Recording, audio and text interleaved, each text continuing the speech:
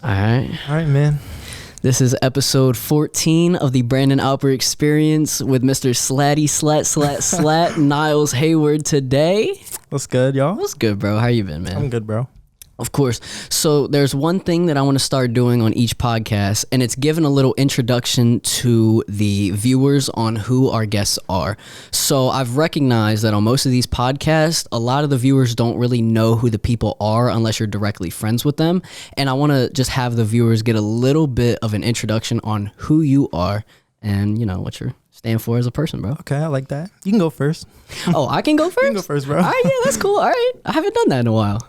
Bet. Go ahead. All right. So my name is Brandon Alper. I'm a 18-year-old kid, just graduated from Polytech High School, and I would consider myself a master clout chaser. All right. Okay. So I consider myself a clout chaser because from honestly the age of about 7, I've always been wanting to be the center of attention. Right. So any room that I go in, I want it to be announced that I am in that room. I want people to see me and be like, yo, is that Brandon? Oh, that's Brandon Alper right there. And I think that I've done a pretty good job at doing that. But what I've changed is I've really started to try to get my name out there starting freshman year. So I used to wear Supreme shooting sleeves with a Supreme shirt, Yeezys, rolled up pants, crazy drip just to get people to know who I was. Clout. Of course. I also, I forgot. I started the clout goggles wave in Delaware a little bit. Other than that, I ended up changing a little bit because I started off as the guy that wanted the clout and the attention and the eyes on me. And I still want that, but I've changed the way that I've done that. So I've originally started, by wearing the clothes, but now I'm more of a relaxed version of myself. I've recognized that I don't have to do that, and that's maybe not the best way to get someone's attention. So rather than just wearing out their clothes, which is kind of who I am as a person, I've tried to project that more in the way that I am. So I used to do plays, and that was a good way of, projecting myself. There was this one time when I was a freshman, I had to do a play, or I had to do a monologue. And do you know what a monologue is? I think you can explain it. I got you. So a monologue is a very long performance. So for example, when someone in a movie is talking for a long time, that's a monologue. So I performed a monologue, and this was around the time that Gucci Gang was really popular by Lil Pump. And I pretended to be a SoundCloud rapper. So I was like, all right, I'm gonna be a SoundCloud rapper. And what I ended up doing was the monologue was me on the phone with Lil Pump. And it was him telling me that he was giving me a feature on Gucci Gang. Yes. Did you do the feature? I did do the feature. It was Chicken Gang. Where's the audio? I could spit it off the top of my head, I'm pretty sure. Go ahead. So my rap name was Lil and then the last thing that you ate. And the last thing that I ate at the time was Lil Chicken Strip. Okay. So it was Chicken Gang. I like that. So rather than Gucci Gang, it was Chicken Gang. So it's Chicken Gang, Chicken Gang, Chicken Gang, Chicken Gang, Chicken Gang, Chicken Gang, Chicken Gang, Chicken Gang. Spent 20 racks on some chicken wings. My girl let it eat chicken wings. I don't even know. Spent 20 racks on some chicken wings. That's Chicken crazy. Gang, Chicken Gang, Chicken Gang. Spent 20 racks. Yes, I did this in front of an entire group of people, bro. 100 people, adults, dude. I even snuck a sucking toes line in the monologue, bro. What? Yes, swear to God, bro.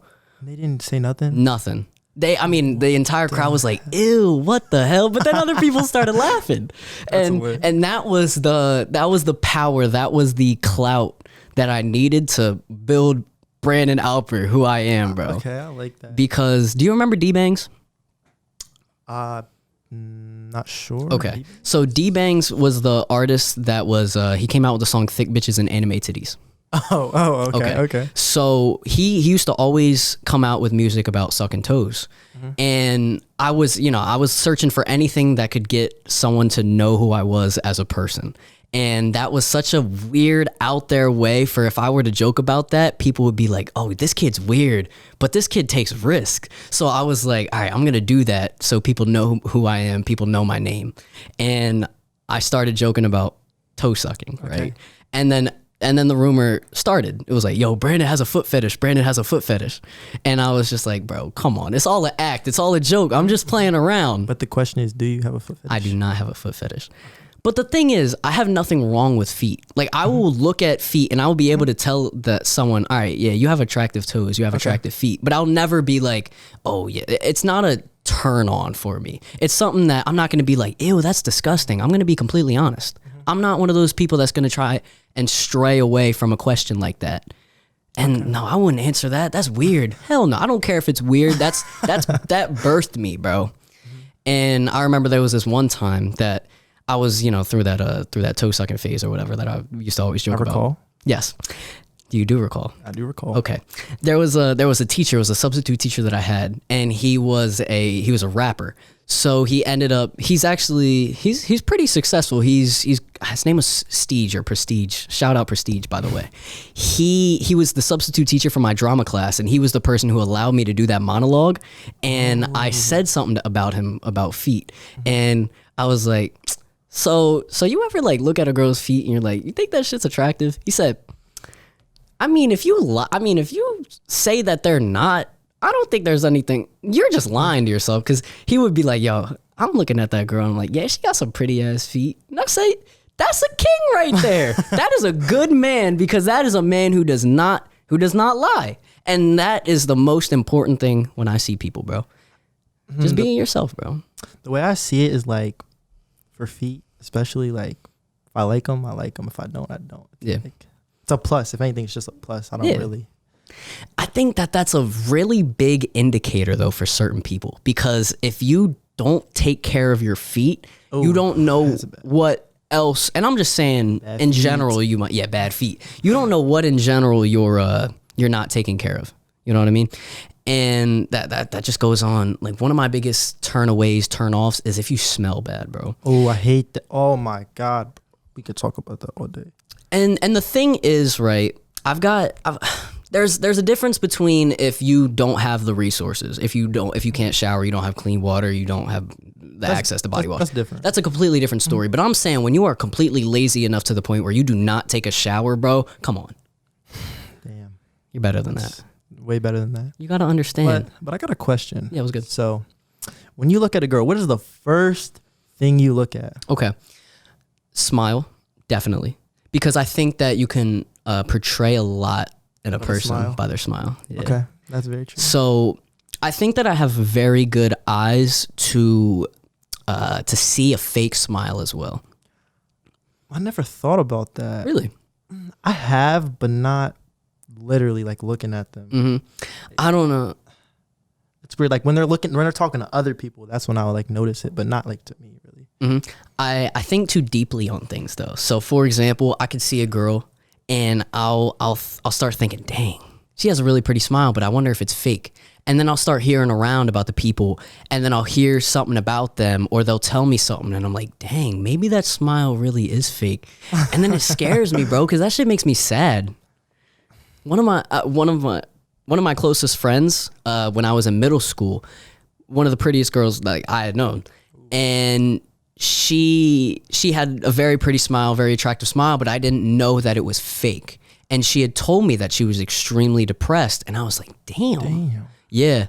And ever since then, after seeing someone that looks so happy on the outside, but understanding that you can have that kind of attractiveness, but then also be like extremely depressed on the inside. That could break you, for real. Like, oh my God, yeah. That's crazy. It's crazy thinking about that. That's wild, man. Yeah. So tell me a bit about yourself, bro. I gave a little bit of introduction. Okay, I like your intro. Okay, my name is Nyles Hayward, for everybody that don't know. I just graduated from CR High School. I'm going to Del Tech for what is it called? Appraisal. I think it's appraisal, yeah. Okay. And some people call me the Box King. I don't think so. That's not my title, but I like it. I like it. The Box Cutter. Box Cutter. I like that. That's a good nickname. Because I work, I cut the box. Yeah. Oh yeah. Yeah. I like that. I didn't think of that. Yeah. I actually had to cut some boxes today. Seriously? Yeah. What did you have to do today at Lowe's? Let me think. Well, For starters, I work in the inside garden, so there was nobody on the outside, so I had to take that over. And then we go out there. Somebody's like aisle 3, and we're like, okay. We go out there. This is this lady. She wants 50 bags of mulch, of black mulch, in her truck. God. We're just like, damn, bro. Like I got black pants on and all a shirt, a polo shirt. Like I'm not ready for this. Like, so we go out there. We do that. We go out there. They don't even tip us. They just do it and we leave. I'm like, damn, bro. I don't even work here, but I gotta do it. So yeah, that's crazy. That's wild. I don't know why they would do that. I mean, you know how people are. Not even a tip though. 50 pounds. Yeah, just like 50 of them. Just like pick it up, put it in the truck. Pick it up, put it in the truck. Good God. It was bad. So why'd you have to cut up some box today? I don't know. Well, this is a different box I cut up. Okay. Normally I cut different ones up, but this one. So what we did was we were moving, like patio chairs, like the cushions that you put in them. Yeah. So we had to move them from a different aisle to another. And it was like not a lot of space. So we had to like cut the box out and just put the chairs in. Like we couldn't just like so we had to cut every box up, throw it away. So I was just sitting there cutting, put it away, cut it, put it away, cut it, put it away for like 30 minutes. Jeez. And then that's when they called us out to the outside garden because they needed help. And we were right there. So we just went. That's the box cutter right there. I don't know if I can do it. That's a good man. You got a few nicknames, bro. I do? Yeah, you got Box Cutter, Box King, and Feet King, bro. I don't know about that, bro. You're definitely Feet King. Am I, though? Yes. I don't know. From the way that you carry yourself, you are most definitely Feet King. Okay, but that's how I carry myself. Yeah, but that's the way that you want to carry yourself, though, because when it comes to the actual feet themselves, they love a man that looks as if he carries himself well. And I've started to realize that the more it seems as if you're out there, the more the feet are kind of attracted to you. Yes, but I feel like sometimes less is more at the same time. Like you can't just be out here every single day doing the same thing, shooting your shot at all these girls, doing all this stuff. It's kind of like, oh, yeah, that's whack. But if you just out there here and there, it's like, oh. But then if you're not really like, the same time you're not invested in a lot of stuff, people are like, oh, like they might want to chase you. I've recognized that. We talked about before we hopped on the podcast the infographics show. Yes, and I was watching one of those episodes, and it was what is the most attractive trait about a guy, and it was all the way that they carried themselves. So it depended on what you wanted out of the girl, what you wanted out of the situation. So if you wanted for example, one night stand, what you would want to do is create a manly, masculine kind of image for yourself because girls see that as a way of, all right, I'm going to, do something with you once and then pass them to the curb, whatever, however that situation goes. However, if you want to have a long-lasting relationship with a guy or with a girl, obviously, that the best way to actually get a girl and for wanting her to stay with you is actually more not feminine traits, but more traits that show that you are more caring. And more like, I guess, more of your character, I guess. Yes. So actually self-care was the most attractive thing. Really? Yes. Okay. So it was all, whether you groomed yourself correctly, whether you wore the clothes, whether you wore the clothes correctly to make it seem as if you care about yourself. If you go up to a group of girls, or just in general, if you go up to a group of people and you have bags under your eyes, you look tired, they're immediately going to create this perception, this view of you that you aren't worth it because you don't know how to carry yourself. And if you don't know how to carry yourself and you don't know how to care for yourself, you're not going to be able to care for another person. But sadly, that gets a little tweaked because of what other people say about you at the same time. So a lot of things aren't really out of your control. Like it's just like whatever they say is what they say. You just gotta keep it pushing. That is true. I've recognized that no matter what, people are going to try and create a vision for you, no matter what you do for yourself. Always. But I also recognize that some people create visions for themselves and then they get mad or upset on why people treat them the way that they are treated. So for example, a guy that worships Hoodville, right? And we're just gonna say this as an example, right?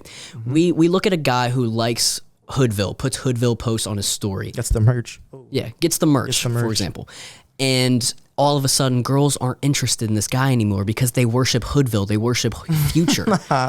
You can't be mad at that because you're literally creating this image for yourself that you do not care about women, that you treat women, that you have misogynistic characteristics. And you can't get mad because you literally created that version for yourself.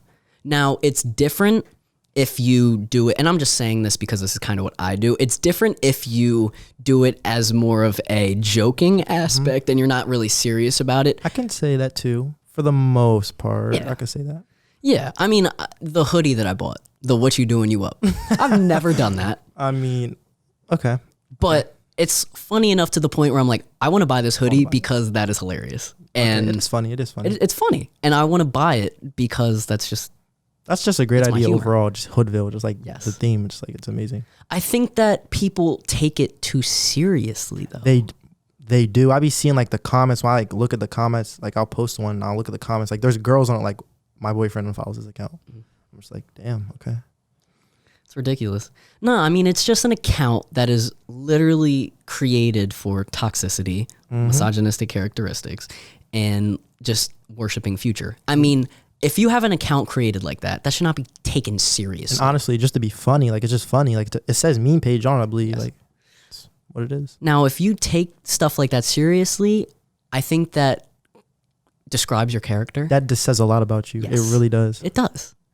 And I just think that the best way of seeing whether or not a person truly lives by that is by having a conversation with them. But that's such a weird thing to bring up in a conversation. For example, I reposted a Hoodville post on my Finsta, and somebody slid up and was like, "Oh hell nah, like oh this is bad, like you're gonna break my heart or some shit." I was like, "No, I'm not. Like I'm not that type of person." Yeah, I mean, like, it goes to show like they took it serious. No, and I think that people take things too seriously and too personally nowadays because, I mean, Hoodville, bro. It's Hoodville. Hoodville. HOODVILLE. It's just, it's created to be a meme. It's created to be a joke. It's not personal. It's not a joke unless people make it personal. But I don't think... Like how? Yeah, I don't think a lot of the problems that we have in society today are really that personal, though. They're not, to an extent. They're not. To an extent, 100%. And I mean that, for example, when you're driving down the street and someone cuts you off, right? I heard this in a podcast I was listening to earlier today. Okay. The person didn't cut you off because it was you. They would have cut off anyone that was in that position. You really got to think about it like that. And that's where I've started to really live my life a lot better, is because I've been taking less things personally and understanding that stuff like that doesn't describe a person's character. It honestly makes me kind of feel sympathy for them. Like, what are they going through? What? Oh my God. Like something, like people will do certain things and I'll just be like, wow, like I don't really care. Like it's whatever. Like, I don't take it personal. So it's like, I wonder what's going on. Like, damn. I want to talk a little bit about how when we were in B-dubs, right? Towards the end, when I was saying goodbye, I wasn't obviously trying to get with that woman, get with that girl, but I wanted to know what that girl's name was because I wanted to see if I had heard of her or if I had followed her on Instagram. But I folded with my words towards the end. And I mean that in the way is I asked a question that was kind of weird. And I said, what's your last name? Because I want to know what the girl's name was. And then I said, I wanted to see if I had ever heard of anything about you. That's such a weird thing to say. Yeah, but at the same time, she did say she's from Smyrna. So she is like around. So I don't feel like it would be that personal. Yeah. Because she is like somebody around here. It's nowhere. Yeah, it's true. And then I kind of like created it, and you made me recognize something, and I liked how I actually went about it. Yeah, because bro, if I was a girl, bro, the way you talk is it's cool, bro. For real, it's cool, bro. I appreciate that, bro. I think that I saved it very well. I I said, hold on, give me a sec. Let me get my word. Bro, you just saying it is just like makes it better. Like, it's crazy. So let me get my words straight real quick. And I said, I wanted to know whether or not I followed you on Instagram. That is such a better way of wording it, to the point of no one can take that weirdly. No one can take that in a strange way. It's really all about how you word certain things. And it's dangerous, because you can easily change up one word, say a word differently, or your demeanor is different when you say something, and then people will take what you said in a completely different manner, bro. And I think that's where you excel, is in person, because in person you can tell with the tone of how someone's saying it. Over text, they can take it however they want. But person, that's where you excel. I just noticed that. Like, even when we're out with the guys, like I would just see like you're good at talking to people. It's scary though for me, because I think that I rely too much on in-person conversation when we're making such a strong push towards phones. But at the same time, it depends on like the situation. Say for a girl, most girls, if you really want to get to talk to a girl, it's going to be in person. Most of y'all time is going to be in person. So over text, that's, if she knows how you are in person, the text takes care of itself. Like that, she knows who you are in person. I didn't even think of that. Yeah. So all you gotta do is hold your weight. You good. That's scary. That's scary though, because what if you don't meet them in person the first time, and the first time that you start talking to them is over a phone? Okay. That would really depend on the girl and like what, like her association to you, like how much you know her and all. So it's a lot of variables, but yeah, I just don't, I don't know. Like that's just hard. Like just depends. Yeah. Because I mean, I definitely told you, I feel as if I excel more on in person, because when I'm over the phone, I think too much about the words that I say. So when I text certain things, I'm like, dang, they can really take this a different way than what I'm actually saying right now, and completely twist it up on me. And that's where the cell phone age is weird. It's different because I could say, yo, hop on. I'm trying to think of something that's like that you could take for something being angry. Have you ever watched the one Key and Peele skit where the one dude's at the bar and then the other guy's at home and he's texting him? I don't believe so. Okay. Well, it's exactly what I'm explaining. So one person's texting someone on the phone and they're being completely nice. What they're saying is completely nice, but the person at the bar reading the text messages is like thinking that they're so pissed at them by the way. Yes. Okay. By the way of what the words that they're saying. And that's scary. And you know what I've also recognized? I had a conversation with one of the guys that I work with. He said that emojis are a completely different language. Yeah. Because you know, like the crying one. Yes. Everybody thinks that's funny, but it's really like somebody crying. Like, it's like, damn. And only not millennials or Gen Z, whatever you want to call it, we understand that language. If we went to an 80-year-old.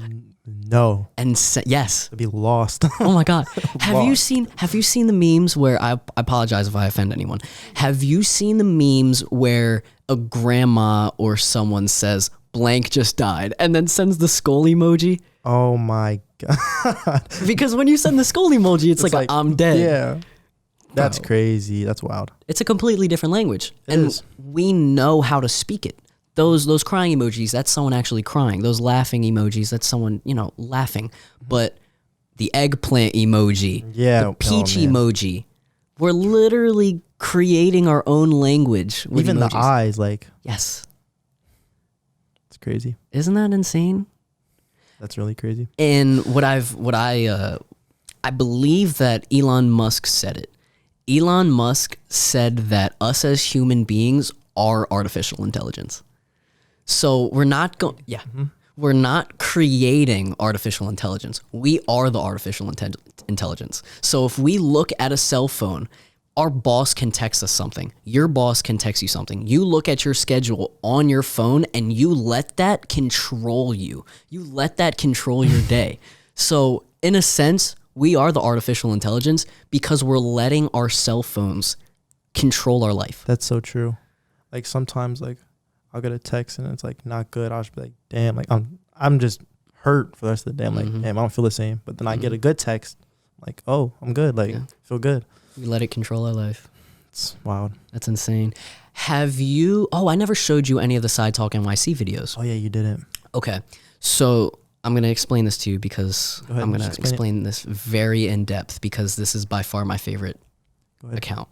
Side Talk NYC is an account on YouTube, Instagram, and I mean they're everywhere. It's two dudes, one guy with a camera, one guy with a microphone. He started off more in the videos interviewing people, but then he gave the mics more to the people and let them do their own thing. So he goes to huge events that are going on in New York City and creates videos out of them. So for example, have you seen Spider Cuz? I believe so. Okay, so Spider Cuz is a dude in a Spider-Man outfit, usually has a fitted cap on. Oh, with Tim's on. I've seen him. Okay. Yeah. Well, he Side Talk does a lot of videos with Spider Cuz. And for example, there was this one video where the Knicks lost in the series to the Hawks. And the entire video was just, fuck Trae Young. Trae Young. I actually did see that. I did see that. So that's one of my favorite. I didn't know that's what that was, though. Okay. Yeah, that's Side Talk. Okay. So I think that is one of the smartest ideas I've ever seen, and I just cannot believe that no one's replicated that before. Yeah, that's real wild. And I mean, you kind of replicated a little bit with those people that create the smash or pass kind of videos in the mall, but that's... Oh, yeah. I remember that era. That was when I first seen those. I was like, damn. I talked about that in the last podcast, or maybe 2 podcasts ago. That is not a good way to create a name for yourself. No. Yeah. I want to show you a couple of the Side Talk videos real quick, if you don't mind. It's fine. Let's do it. I bet.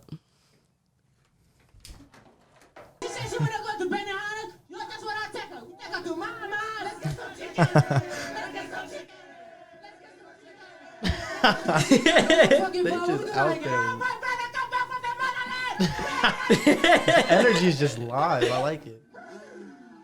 Hey, that's lit. Yo, Joey Chestnut, the glizzy ear champion. I'll smack the shit out you. Hey, Joey Chestnut, I put my fucking dick on your chestnut, nigga. Fuck out of here, man. Hey, yo, look What 50, the 10 glizzies in their mouth, $100. She doing it. What's your man? Yo. How many kids does she have? Fuck your life. I got chicken. Fuck your life. I got glizzies. Fuck your life. Oh, he's smacking the ball. Yo. What the? Is he drinking the water? Yes. Bro, that is disgusting. If I don't get stimulated, your son is getting eliminated. Damn. You think he saw this? I don't know. What the fuck? Ain't no snitch. It's Trae Young, darling. No! You got the ice one too? Trae Young come to your hood right now? Hell no, I'll shoot that nigga and ball his ass. Okay, seeing that, I noticed one thing. I think Spider-Man's my number 2 favorite superhero of all time. Seriously? Now he is, yeah.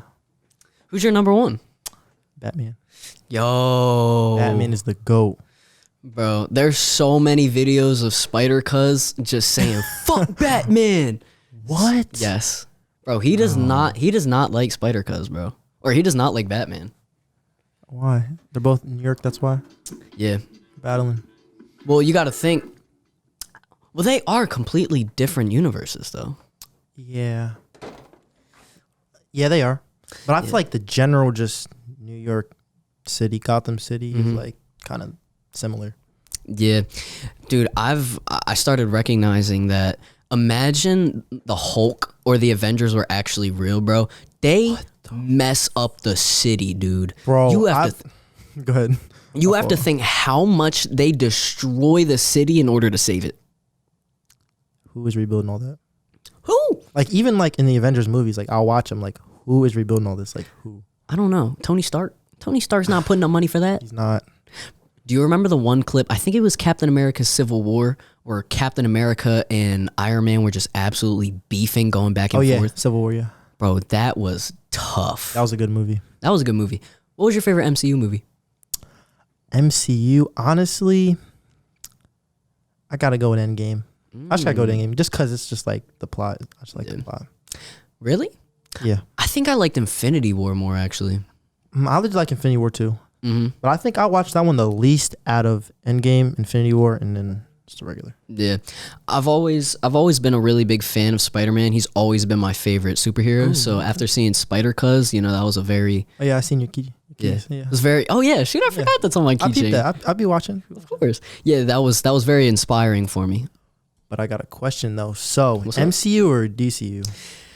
All right, are we talking actual villains, or are we talking the superheroes The themselves? heroes, just the heroes. Oh, dude, honestly, DC. It's hard. I think that the heroes in the MCU are better, but I think so? but I think the villains in DC are better. Okay. I feel like the DC villains are more iconic. Yeah, But Joker. yeah, whoa. All of Batman's freaking villains are just like he makes up like all the villains like literally. Yes. But then also Spider-Man's villains are so iconic. They're bro. iconic too, bro. Venom, Carnage, what's Got the their own movies. Sandman? Yeah, Bro. it's wild. New York City is different. Different. I only went one time in my life. Seriously?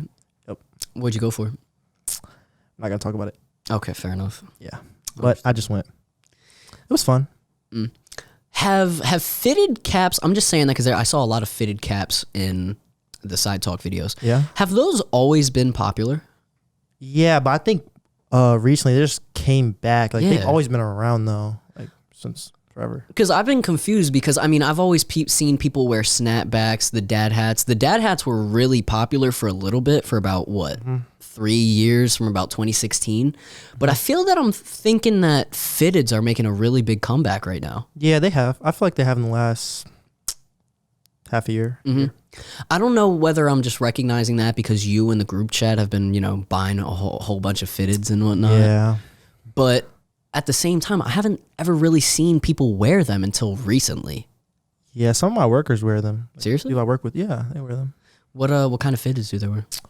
He just had, it's just a navy blue one. It's not too, just one patch. It's not too crazy. Yeah, I want to get one, but I think that I want to get one just to kind of fit in with the Fit crowd. in. Yeah, with the fit fit in, in. with the fit in. Of You're gonna course. fit in, yeah, okay. Yeah, but the thing is that I'm a Mets fan. I'm not the biggest sports fan, but I'm a Patriots fan and then New York for the rest of my sports. Okay. But I'm a Mets fan, and Mets don't even really have that cool of colors. So, what's the point of... Okay, all right, I'm definitely going to get a Mets fitted, but they don't have cool colors. The Yankees, the Marlins, they all have such cool color fitteds. See, but I don't blame you because half the people that got fitted, they don't know the teams. Like they may know like the logo, but they don't know the teams, which is fine. But like that's just how it is. Yeah. No, I know. I'm not gonna. I'm a Patriots fan, so I'm not gonna go out and buy a, I don't know, Packers fitted just because it looks that's cool. wild. I just can't do that. Yeah.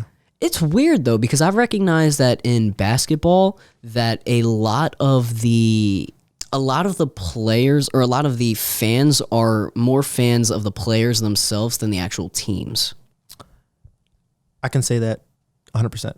Yeah. Yeah, because a lot of people that I know are LeBron fans. Yep. Me. Damian, yeah. Yeah. Bro. Steph Curry fans. Steph Curry. Damian Lillard fans. Mm-hmm. Anywhere where those players go, that person is going to be a fan of that team. Seeing that with Brooklyn, when Brooklyn happened, everybody just went over there. Yep. It's wild. It is crazy. What's so different about basketball that people are fans of the actual players itself rather than Because the individual, I guess, image they get from them, they see them making the plays, so they attract to that more than just, oh, my team. Yeah, that does make sense. I'm kind of a Bucks fan. I'm a Patriots fan, but I'm kind of a Bucks fan now because Tom Brady went there. Yeah. Same thing with Gronk, but There's nothing wrong with that. Like that's. I wouldn't claim them as my team because I'm always going to be a Patriots fan, but there's no way I'm not gonna root for the Bucks if I see them on. Tom Brady won 6 rings, and I'm gonna root against him for leaving, bro. I don't blame him. Exactly. I would have done the same thing. That's how I am with football too. Like I have like my favorite player is DeAndre Hopkins. Okay. So when he left Houston, went to Arizona, like that's my team now. So For real? yeah, it's my team now. Tough. Who's their quarterback? Kyler Murray. Oh, jeez. He's really good. Yeah, he's good. They won Play of the Year too. Oh, yeah. The Hail Murray. Yeah, Hail Murray. Yeah. Damn. Damn, that's crazy. Yeah. Did you ever play sports? Yeah. What'd you play? Basketball. What position did you play? One guard. Point guard? One guard, yeah. How long did you play? I only played middle school. Oh, okay. Yeah. Were you how many points did you average a game? Damn. Oh, let me think. I don't know exactly. I was pretty good. I didn't really come out the game like that, being honest, because my team was not that good. But I would say it would fluctuate from about, say, 12 to 15 to like 27. In middle school? Yeah. And you just stopped playing? Yeah. You were I had, let me explain this, how to explain it. So 8th grade, going to high school, meet a girl, do all that, get kind of, you know, you get it. Yeah. It's scary how much when we get a girlfriend, when we get, you know, significant other, that we just surround our life around them. Yeah, and that's a mistake, a big mistake It I is. made. But I was so, like, I just came into high school. I'm like, fresh start, meet new people. I'm going to be good. I'm going to be good later. Yeah. Creeps the point. It's like, damn. When I was a freshman, honestly, throughout my entire life, middle school and high school, I've always been so desperate for a girlfriend, right? Bro. Yeah, I was always so desperate for it because I was one of those people that I was flirty, but I was flirty to the point where I wouldn't make it obvious that I was trying to get with you. I was just flirty to flirt with you. I see. So I would only really flirt with the girls that I would, you know, want to get with, but I wouldn't show them that I wanted to get with them. I would only really just show them that I was just flirting with them. Okay, I see that. And that was where I fucked up, because there's nothing wrong with creating a flirty persona for yourself, but if you're not going to follow through with it, They're going to think that's it. yes. Okay. And then obviously people talk talk. about who you People are. do And this is going back to the images that we create for ourselves. Very, very true. So I've always had a problem with the initiation stage. So I've always been afraid that, I mean, I've told you this before, that my name is going to end up in a group chat. But then I actually sit there and think, and I'm like, is that really what I'm afraid of? Because if I actually want to get with you, I don't care whether or not I end up in that group chat. Does it really matter? No. Because both our names have probably ended up in group chats. Like, I don't really, it's whatever. I mean, you know, care. yeah, of course. Do you know how many times you or I have probably ended up in a group chat for something that either we didn't do or something that we don't think is that big of a deal? Exactly. Bro, it's insane. I mean, all you can do is just be like, damn, is what it is. Yeah. And recently, right, I've gotten over my ex-girlfriend. It's been 6 months, 5 months, however long it's been. So I'm over that. Okay, so I like it. Now I'm on the scout. I'm on the scouting. Scouting. Yeah, Okay, I'm you scouting, bro. All right, bet. I'm looking at the scouting report. I got checking the badges. Checking the badges. Got the Hall of Fame quick draw. Oh, yeah. Okay. She got all that. Okay. Yeah, of course. So I scout. I do my my scouting report. I look at the draft, you know, see who goes first pick, second pick, third pick, of course. And, you know, you got to keep a roster. Yeah. I'm joking, by the way. I'm joking. This is all a joke, by the way. Man, I was going to say, okay, how do I say this? Like, you can, to an extent, you can do that because you can always keep your eye out on things. 1,000%. You might be talking to somebody, but, like, if you're not fully into it, may see this, see that. Okay. It's just, one of my things is you don't want to lead a person on and show your intentions wrong. I did that before. Oh, I'm seriously? sorry. Yes, I did that a lot of times. Do you feel bad? Kind Be of. honest. I can't tell them, but I do. I do feel bad because like I'll be talking to a girl and I'll talk to them. I'll show this kind of image that my how do you say it? My intentions, and I just kind of like switch. I'm just kind of like I can't fully just go through with it. I just don't want to be just locked again. I don't know. It's hard. It's hard to explain. I know. And one of those things is it's kind of a commitment. It's not a commitment to obviously, you know, have feet in your phone, right? Oh, yeah. It's not a commitment, but it is at the same time because you actually have to keep up with it. Yeah, you have to keep up with it, and you have to want that to be in your phone. And my entire life, right? I've seen all these guys are like, yeah, I've got hella girls in my phone, and I'm like, yo, I wish I was like that. That sounds so cool. That's But so do you fun. really though? Like, No, but then that actually happens, and then I'm like, oh my god, it's not that fun. no, like oh my god, you actually want to hang out with me? I don't want to hang out with you. Yeah, like getting like that's the worst. It's like, okay, I just wanted to talk. Like that was it. Like I didn't really want to like, just wasn't in the plans. Like, Now you wanna you want to see me? Like, Yeah, now you want to make TikToks with me, bro. Now you want to put me on your I'm Snapchat. wild. Bro, that's wild, bro. No, Yeah, I gotta. If it's somebody I don't want to be on their snap, that'll Knocking it out. of course that'll only ever happen if I actually see a future with the person. And I think that if you are listening to this podcast and you're like, wow, you're such a dick. dick. You're just floating around. I mean, guys and girls do that, bro. I gotta be honest. Remember how you were just talking about like what you want to have with them and stuff? Yep. Like I'll do that talking with a girl and I'll think I'll want to be with them. So when I make that decision, I can't go back now. Like I'm here. So then fucks up. But you can go back. Yeah, which is why I go back instead of forward, because I know if I go back, I'm just back at zero. Yep. I'm not. And I'd rather go back at 0 than negative 30. Yup. Yes. Yep. It's wild. It's dangerous, bro. It's a dangerous game. And Very dangerous.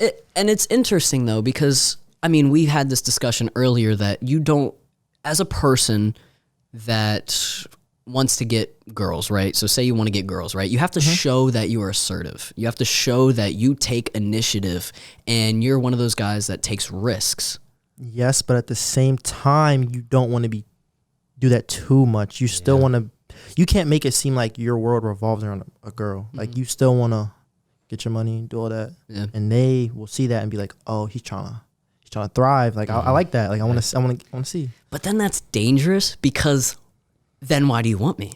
Exactly. Right? So it's kind of like it's up to them now. It's like it's in their court. Like what do they want to do? I mean, I've seen first-handed friends that I have that purposefully keep people in their life just in case they go into the NBA, just in case they do something, just so they can get a little bit of money or something out of them. And I wouldn't say I have any of those, because the girls I've talked to, I don't see them being like a famous person, but I can see that for sure though. I would do that if that was me. I know it's wrong to say, but it's not wrong to say. I would definitely do the same thing. Bro, what? Yes, I'm doing that. You can't. I should be friends with them at least. Yeah, I mean, you can't knock them down for doing that. You know what I mean? You can't. Because you have to look at it in the situation of what would you do if you were in that position. And if I was in that position, I would 1000% continue being friends with that person. Yes. But at the same time, I have a weird moral set, weird value set to, I can't use people. Like I can, but as long as I make it genuine still. Yes, as long as I pay them back in some sort of way and you understand why I'm doing it at the same time, then I don't think there's anything wrong. Yeah. For example, I mean, I could have someone on the podcast that maybe I wouldn't have, I wouldn't be friends with. Exactly. But I know that I'd be able to get a good talk out of them because we have differing views, differing opinions, and we would be able to make a good conversation out of it. Now, maybe I wouldn't want to surround myself around that person, but I know that we could get a good conversation as long as you know that you're not the person that I want to surround. Not, and that sounds rude, but it's not. You understand what I'm saying. Yeah. It's like, for example, those people that have those interviews with people that are going through very bad times. You don't want to surround yourself around that because you become the people that you are around. But you think you want to give these people a chance to, have these conversations, have a possibility of just showing who you are. Yeah. And I think that opposites, I don't want to say opposites attract, but opposites obviously attract. And you can somewhat. Yeah, and you can make a very good conversation out of people who are completely different personalities. And the thing I think is too, I think they attract so good is because how good people that are the same attract. Because if you attract good, yeah, it's good, but you can get bored. You're too much of the same person, so it's like, damn. Do you believe in karma? Yes. Okay. A lot. Really? A lot. Yeah. Okay. I definitely believe in it, but I'm at the point where I'm like, would this have happened regardless? Okay. Yeah. In that sense, then I'm like with you on that. Cause like there's things that can happen, but at the same time, if some stuff is like bound to happen, then it's like bound to happen. I don't think it can. So do you think that we have fate as humans? Do you think that we have free will over the decisions that we make, or is our destiny set in stone? I don't think it's set in stone. It can always create it can always vary. You can make a different timeline or whatever. Really? Yeah. Okay. I like that. You make one decision, it could branch off to this, make this decision, branch off to that. Okay. I was talking with one of the guys that I work with, and he says that I kind of changed his mind a little bit, and I might be twisting his words, but whatever. He was talking about how he doesn't really believe in, he believes that free will does not exist, that our legacies are set in stone, so whatever's going to happen is going to happen. It's just, it's however we get to that point. And I was like, that's an interesting way.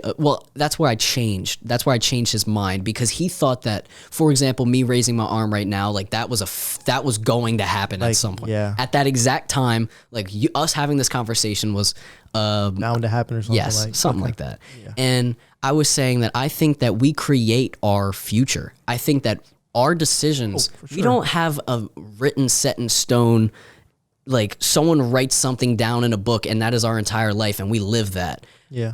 And he originally thought that it was like that, but I changed his mind into thinking that, and this is the agree to disagree kind of aspect that him and I reached. It was, all right, well, if you don't believe in that, let me try and switch up what you believe in. I said, all right, well, if you don't believe in that, do you think that there are milestones in our life that we are going to reach? It's just how we reach them and what happens at that point. So, for example, we have a death date, right? For example, I can die on August 18th, 2079, right? And I just random ass date, right? And I'm going to die on that day no matter what. But how I live my life will result in that being my death. So, for example, I end up becoming, I don't know, a famous podcast host or something. Yeah. And then someone, I don't know, comes in while I'm doing a podcast and kills me, right, on that day. Okay. I know. I'm just saying something insane. Like, that's crazy. That could be my future. Or my future when I die in 2079, I could be, I don't know, a construction worker. I wouldn't be that old being a construction worker. But for example, our death date is set in stone, but the way that we die isn't. It's just however we live our life. Do you remember playing the Telltale games on the Walking Heavy Dead? Rain, all that? Yes. So, oh God. Heavy Rain was fun. Heavy Rain. I've never actually played that. It's like a mystery game kind of. It was something about children in someone's basement, right? Yeah. Okay. I believe so. And it was something about water builds up and it'll kill a kid if enough water built up in someone's basement. Was that what it was? Honestly, I don't remember. It's been a while. Like this was like PlayStation 3. Yeah. I just remember the aspect of the game was sick. Like it was disgusting. It was like the first one to come out with like that choice. Yeah. You make a choice. You don't really like play. It's like I love games like that.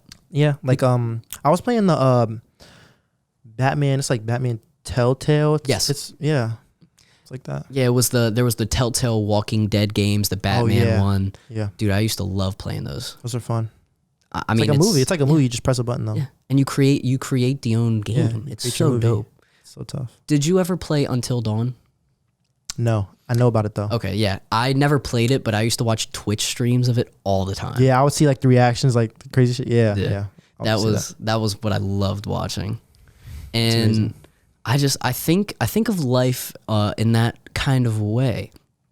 And I'm starting to think that life is extremely interesting. And I think that life is what we created. So it's all about, we had this conversation, it's all about perspective. If we look at life as a terrible way for us to do something, as a awful, if we look at life terribly, we're going to live life terribly. If we look at life happily, we're going to live life happily. Now, not in every single case. There are obviously mental health conditions that'll change that.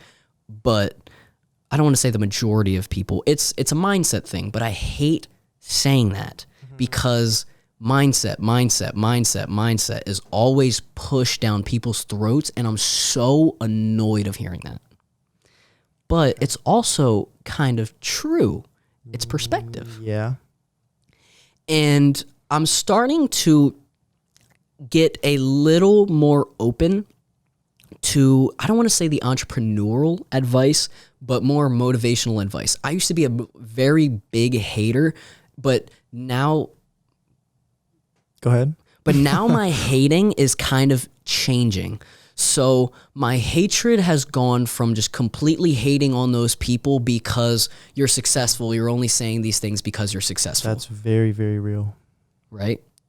Crazy. So I don't think you would be saying these things if you weren't as successful. And maybe that is true. And maybe that perspective is always going to keep up. But now I'm starting to change. Not every single person is going to end up successful no matter what the cards are given to them. Each person has their own, each person has their own life, legacy, life that they're going to live, that they're going to create.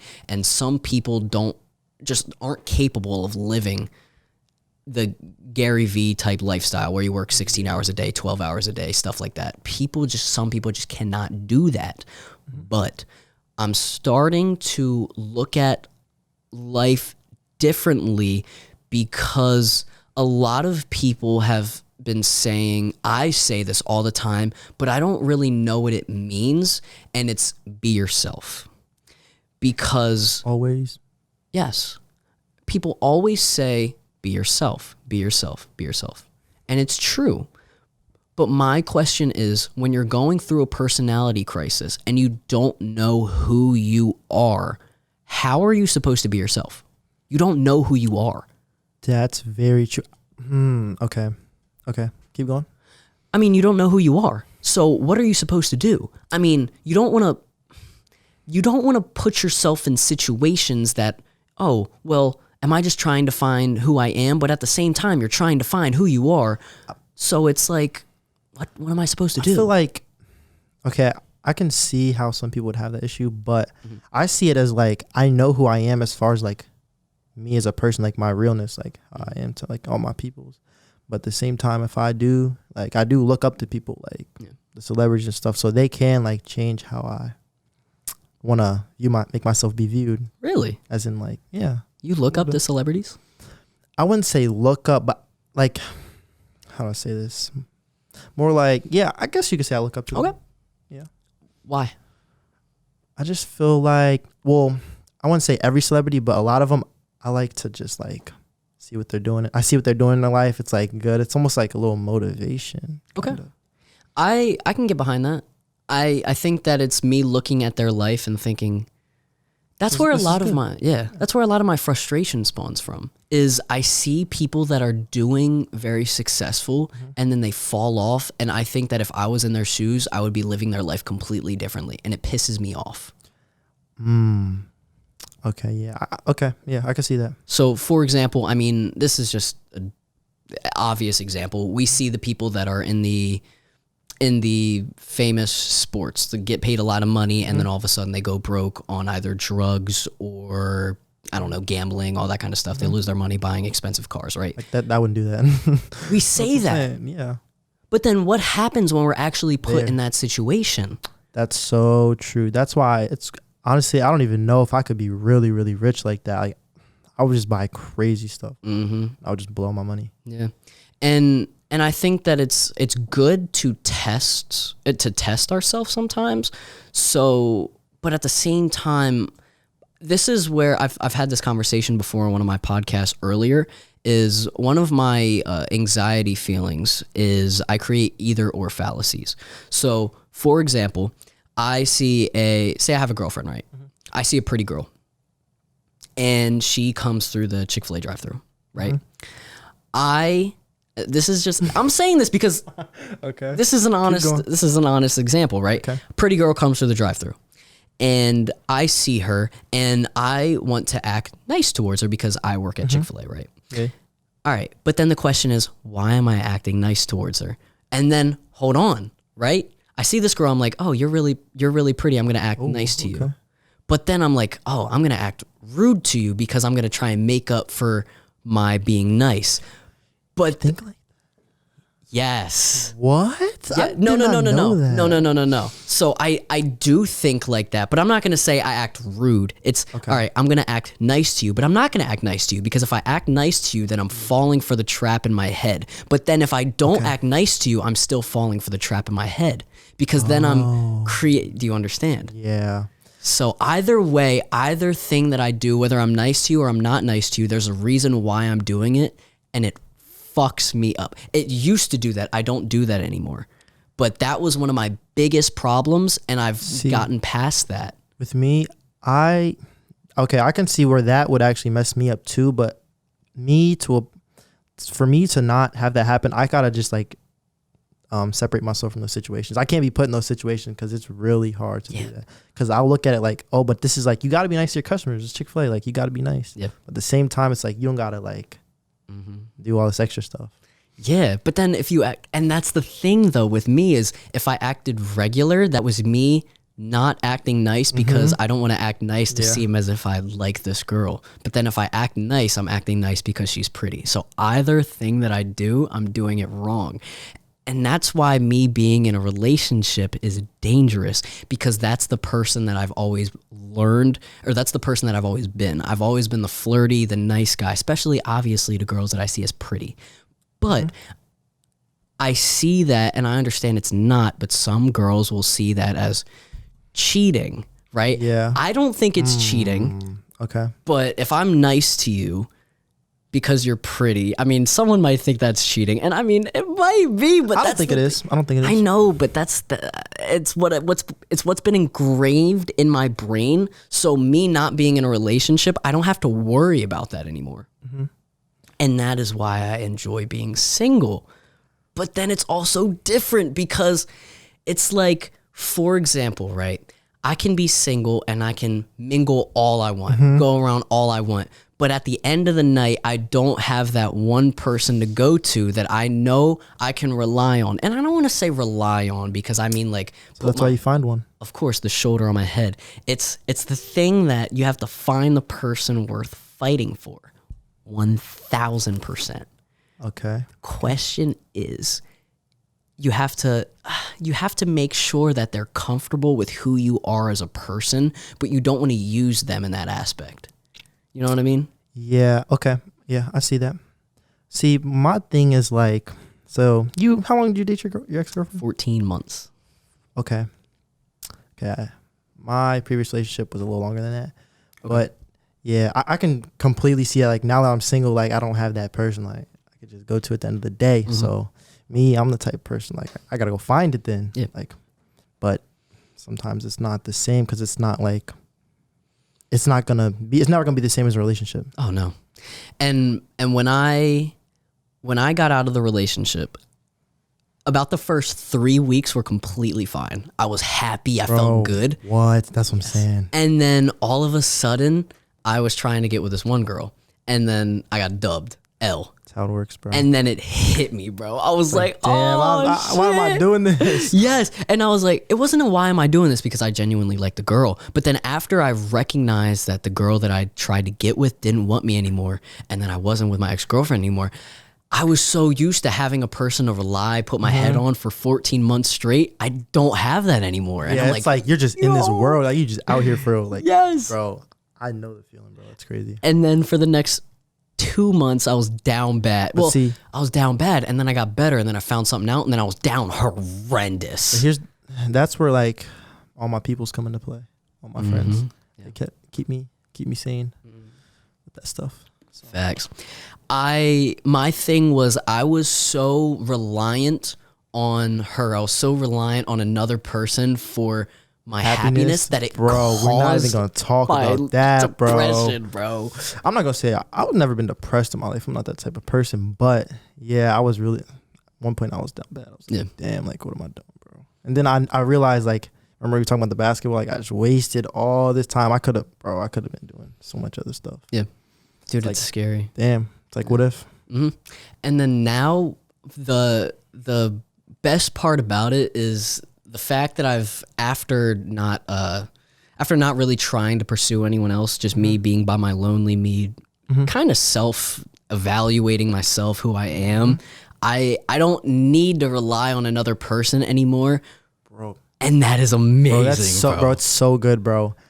Like, it took, how long do you think it took you to realize that? When that hit you, bro? It took me about, it was one night, because I went over my one friend's house and her and I talked, and she was like, Brandon, I think you need to go see a therapist. And I said, you're probably right. And then I didn't see the therapist.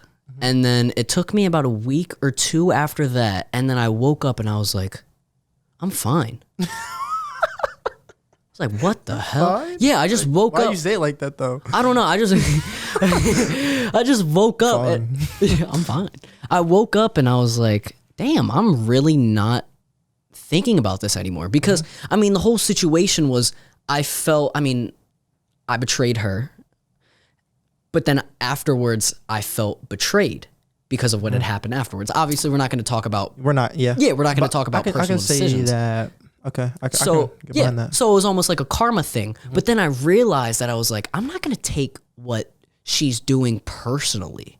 For sure. So when that happened, I didn't take what she did personally, and I actually looked at it from more of the aspect of, damn, I kind of feel bad for you that you're doing that. Bro, for real. And then when that happened, when I came to that realization, that I was like, damn, I actually kind of feel bad. But then I was like, hold on, that's not my life. That's not my decision. I've tried to do my thing. I've tried to help. And then at that point, you still don't want the help. I felt better because I was looking for some sort of closure, and I never got that closure. And I think that might have been the best thing that happened, because a lot of people look for closure, and it might have been good, but if I got that closure, or if I actually had seen her again, talked to her again, I don't know, I might have went down that spiral again. I'm not gonna lie. Never mind. We're not gonna talk about it, bro. You're good. Never mind. Yeah, we're good. Changing that? Nah. We're gonna keep talking about this, but I was gonna say something, but never mind. So you wouldn't consider yourself you've never been toxic? Oh my God, I've definitely been toxic. Oh my You've been God. toxic, bro? Yes. Never intentionally. I think I did both. Seriously? Yeah, because it's fun, kind of. Not gonna lie. Seriously? Explain to me. Talk to me. It's almost like a roller coaster, bro. It's like you going on, you wake up, we end up here 4 a.m. texting. It's like, damn. Yeah. Toxic. Yeah. There was this one girl that I am still in love with to this day. For real? Yeah. Oh my God. Yeah. Okay. I can't control it. I cannot. Okay, bro. It is one of the girls that I just have unconditional love for. You just always gonna love them? Yeah. Okay. And she knows I can it. get behind that. I've told her. I don't know why I told her. Okay. I don't know why I would do I'm that. not gonna say nothing. No, you're good. I literally set myself up for failure. You're not supposed to tell someone that. Yeah. And I told her, I was like, no matter what you do to me, I'm probably still gonna love you. You go punch me in my face. Okay, all right. I didn't mean it like that. I know. I meant it in the way of like, as long as you're yourself, I know who you are. I know how you act. I know your soul. I did. So I'm not gonna let that affect me because I know how you act. Bro. But that's a fucking problem, bro. That is the problem. I 100% agree with that. Like, you just know at the end of the day, this is who they are. Yeah. This is what they about. It's always going to be like that. Yeah. But it's like, I see that this girl's in a relationship now, and I don't even feel jealous. I don't. Hell no. I actually don't. And it's weird because I feel like I would. I wouldn't say feel jealous. Yeah. Nah, I wouldn't say feel jealous at all. I almost like feel kind of bad. Not gonna lie. For real? I'm not gonna say no more. Oh, you're good. You're good. You know, I'm not gonna say no more. But yeah. I don't know. I look at her and I'm like, I'm happy for you. But at the end of the day, I'm genuinely happy too. Yeah. If you're happy, if you're doing good, you're doing good. Yeah, and that's how I am too. I'm not gonna say, oh, I feel completely bad for you, so bad. It's I can't gonna look like you're jealous. Of course. Yeah. And I'm just gonna be like, all right, if you believe that is the best decision for you, I trust your intuition. Mm-hmm. Now I would have done what you've done differently, but I can't make that decision for you. So I'm gonna be happy for you. Congratulations. Okay. Basically, you saying you don't want to come back home? No. Okay. But at the same time, I know for a fact if the unconditional love girl said she wanted me, I definitely would, bro. No doubt in my mind. No doubt. I don't know though. She's weird. I like her though. That's the thing though. She's like. But you like people that are like you. Is that what it is? Yeah. Okay. Well, because she's one of those girls that's very on and off, and that's a problem. That's the toxic behavior. It's the high highs, low lows. You'll talk to me for, you'll give me so much attention, and all of a sudden you'll just stop talking to me. You'll say, all right, not you'll love me, but you'll like me a lot. You can obviously show that you're showing some sort of interest in me. Call me, FaceTime me a lot, and then all of a sudden you won't talk to me for 2 weeks. It's so weird, bro. Yeah, that's crazy. I love it. It's like mind games. I love it. Bro, that's what I'm saying. I love it. Bro, I love it too. It's like, damn, like, it's like, what's gonna happen next? Yes. It's crazy, bro. It's how you play though. That's smart. It's the game. The thing is, I don't think she does that intentionally. I think that's just actually how her brain works. See, okay. I'm just gonna say from my past experience, I feel like it's intentional. Really? But yeah, but that's different. It can be different. I guess. I don't know. I just know. And I tend to take things face value too. Okay. So, yeah. And this is weird for me to say, but I kind of like the lows because I learn from them. Yeah, for sure. I mean, when I was going through the depressive lows after getting out of my relationship with my ex-girlfriend, that was the biggest time of growth I've ever felt in my life, bro. In my life. Okay, I can see that for sure. For sure. I'm not gonna say I had a big growth, but kind of just I looked at things different. I just looked at things a lot different. I don't want to say I've been feeling nihilistic, but nihilistic is, do you know what that is? Yeah, it's like you believe like we're just for like everything's for nothing, kind of. Not for nothing. I'm more like there's no like there's no like real reason like why things are happening. Yeah. So I'm looking at it in a nihilistic way, but in a good way. So you can look at nihilism and look at, all right, life has no meaning, right? And you can take that as a way of, damn, life has no meaning. I'm just going to be depressed, sad all the time. What's the point of being happy?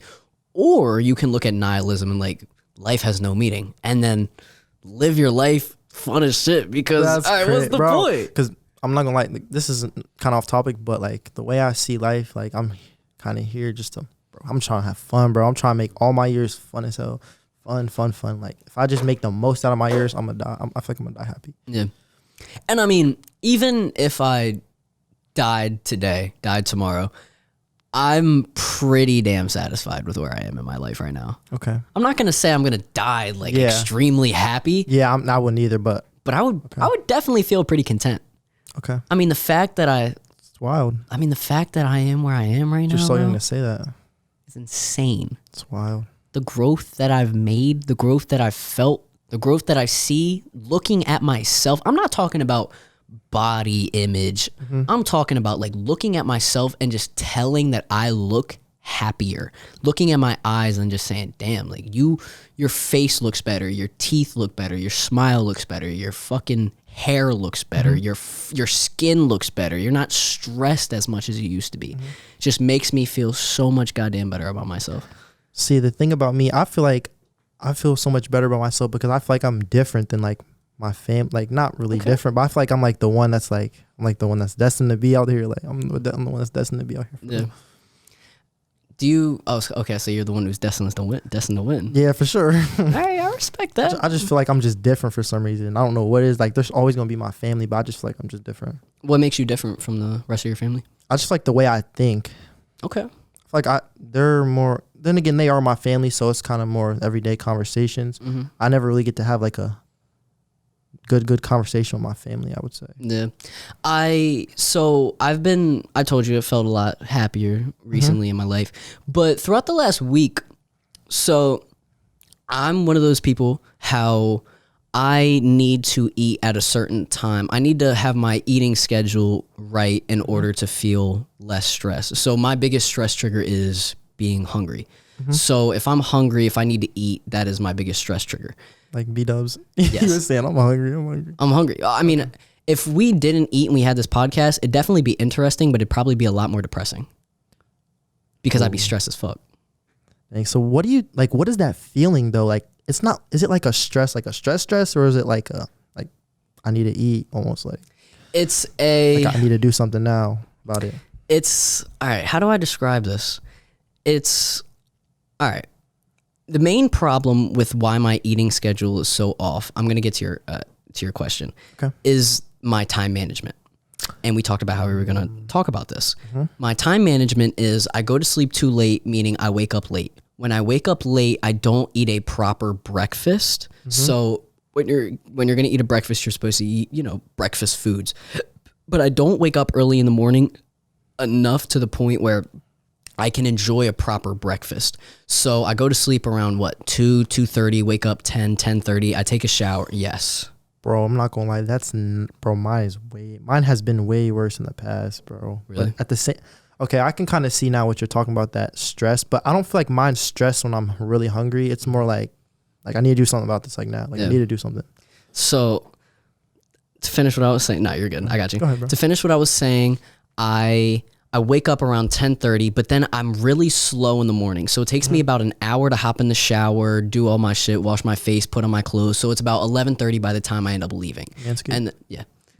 So yeah, exactly. So then I end up going to, I don't know, somewhere to eat, to get something for lunch. Well, it should be my breakfast, but it's technically my lunch, right? So I go to, I don't know.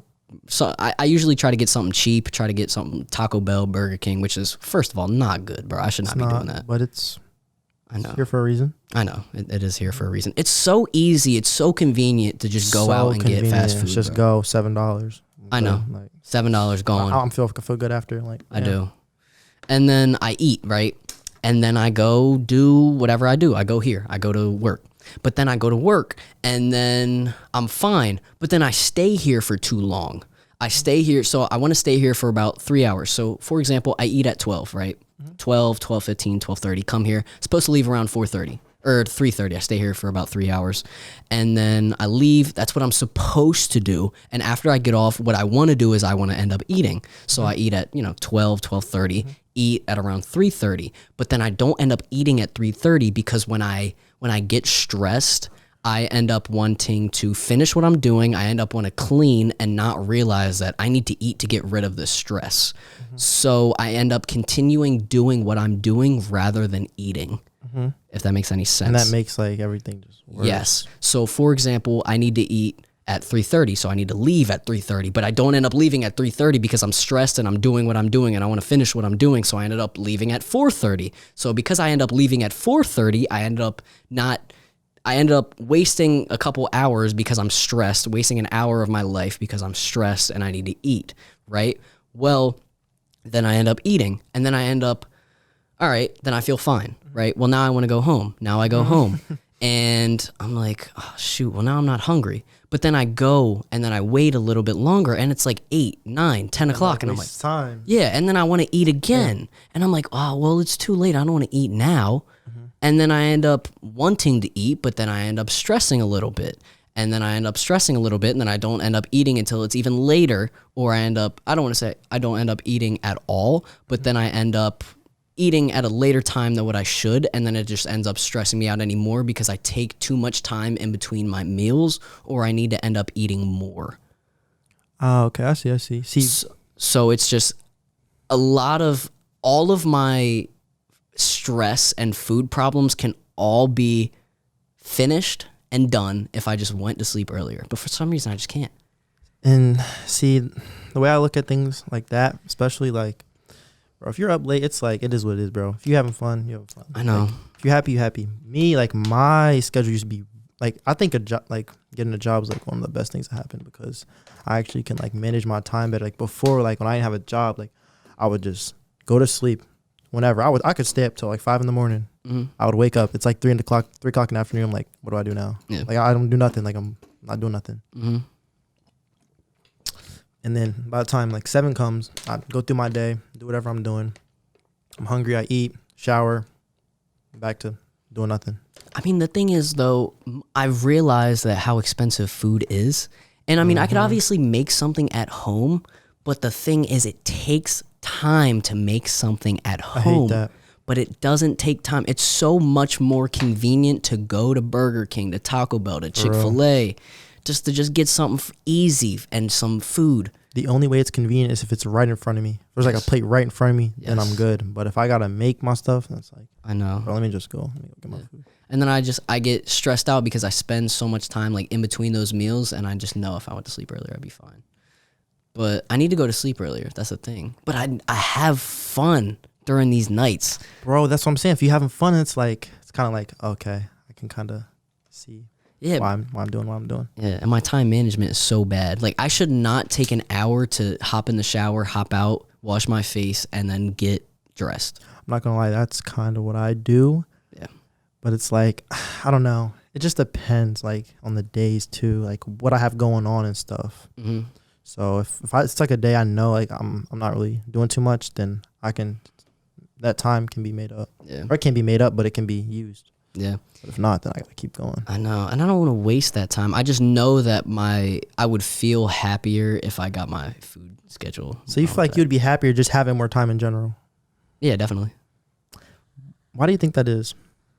Because I feel like if you're more happier, like, yeah, say you got all this time in the world, but what are you going to actually do with that time? Like, That's a good fucking question. Like, what are you just going to, like, chill? Like, what's that time, like, made for? So you eat, say you take your shower, 30 minutes, all that, you're done. Yeah. What do you do with that 30 minutes now? Instead of that hour you have. All right. Well, all right. For example, let's say this way, right? Say rather than going to sleep at 2:30, I go to sleep at 12. That means I wake up at 8. That means I also don't shower, or not don't shower, excuse me. I know. Say I end up showering and it only takes me 30 minutes, right? So I get out 8:30, right? That means I can make something to eat, and I eat at 8:30. That means I eat at 9, right? I eat at 9, right? That's my breakfast. 9 is a completely okay time to eat breakfast, Perfect. right? And then for the next 2 hours, 3 hours, I don't know what I do, right? I can go do anything. So I can maybe go outside, go run, play a little bit of basketball, maybe I can't go for a swim because I just took a shower, so I don't want to do that. That's very true. Yeah, but I don't know, maybe go for a run because this might sound disgusting, but I know a lot of people when they go outside, when they play basketball, when they do something, they're like, oh, I need to take a shower. I'm not going to lie. I'm not, like, shower before? No, shower after. I'm not going to lie. I'm not one of those people. They're like, oh, bro, I'm so sweaty. I need to take a shower. It depends. I mean, people. Like, I feel like if I'm like really sweaty, then I just come home. I need a shower. I think I need a shower. Just being the person I am, because especially if I'm really playing hard too. I know how much time I waste though when I take showers, and I know I'm gonna waste so much goddamn time if I do that. So I don't. Okay, yeah, but so you don't really know what you do with your time. You kind of just like whatever you want to do. Yeah. Okay. See, I feel like I still have the time to do what I want to do, but at the same time, I still kind of take that long time because I don't know. It's really hard. If I know I'm not doing nothing, I'm not doing nothing. But if I have something planned, then I have like a kind of like a game plan before it. Yeah, and I mean, I love having days where I know that I'm going to do something because that means that I have to get prepared for it. That means I have to go to sleep earlier. That means I have to prepare for your feet. Yeah, prepare for the feet. But then I don't. I still don't. I gotta wake up earlier, and then I still don't go to sleep earlier. Facts.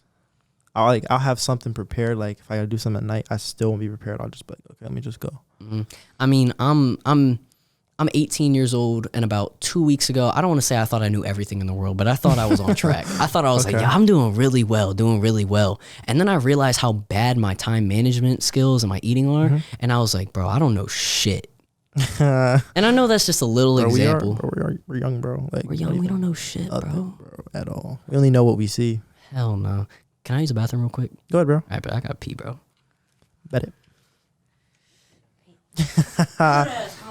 It was a good conversation, bro. That was lit, bro. This man Brandon's a god, bro. He's a feet king. Like I'm gonna tell you some things he don't tell y'all, but yeah, bro. He's got all the feet. Like it's crazy. Like I'll be looking through his phone. I'll be like, yo, that's wild, bro. It's crazy. I still don't understand how I drank a whole bottle of water and he didn't drink at all and he has to pee and I don't. Makes no sense. Also, I got a question. So, yeah, it was good, bro. Like, how did I drink a whole bottle of water and you didn't, but you have to use the bathroom and I don't? I did drink a bottle of water. You did? Yeah. This whole time? Yeah. What? Yeah, you didn't realize, bro? No. I thought you were talking the whole time. Nah. I drank a whole bottle of water. That's wild. You didn't realize that? No, bro. That's crazy. Nah, bro. I want to say I've always had a problem with time management. Oh, quick bathroom break. We're back. Yeah, we're back. We're back. Yeah, We're back. We're back. We're back. We're back. All right. I've recognized while I was in the bathroom, I've always had a problem with time management. Mm-hmm. I have interesting bathroom thoughts. Like Mine are more shower, but yeah. Okay. No, I just walked in there and I went to go pee and I was like, yo, my time management has always been bad because, I mean, when I go into the bathroom, I spend so much time in the bathroom. Ask my mom, bro. Mm-hmm. She'll be like, why are you in the bathroom so long? I'm like, I don't know, Mom. I'm sorry. Don't know. You just don't know. I'm just in there, bro. Just in there, bro. On my phone, scrolling. I do that too, so much. Other than that, my time management has always been terrible, and let me tell you why. There was a time, I think it was in between 6th and 7th grade summer, that I spent nearly the entire summer 12 hours a day watching Dragon Ball Z. Damn. I watched all 300 episodes of Dragon Ball Z sitting in my bedroom alone with the lights off, fan on, just watching Dragon Ball Z on my iPad the entire day on a legal website. Well, obviously a legal streaming website. Gohan's top one. I'm not even going to answer that, bro. Oh, man. I'm not even going to answer that. Bro. Okay. My time management is so bad, bro. Bro, mine's pretty bad too, but I feel like now I'm at a point where it's kind of steady now. I kind of like, okay, I know I'm going to do this. I know I'm going to do this. Now with this time I can do whatever.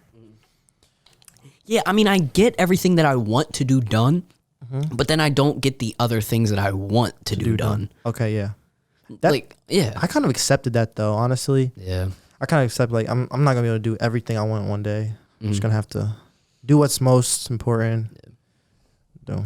Bro, I mean, I've recognized that I was really on the making the TikToks and whatnot for these what do you call them, podcasts, bro. I have been so bad with making the clips for these podcasts lately, bro. We got some clips in here. Yeah, oh my god, I know we have some clips in here. Clips, bro. I love listening back to these, but then I'm also so goddamn lazy, bro. I feel you, bro. Like, I do what I want to do. I do what I need to do, but then I don't do what I should do. Bro, that is me, bro. So much. Yeah, bro. I feel you, bro. I mean, I should be going back, listening to the things that I do wrong, listening to the things that I say wrong, and wondering, oh, what could I have said at this time, and then try to make it better for the next situations that I might be put in. And then, but I don't fucking do that, bro. You get home, do something else. Yeah. I'm just done. Yeah.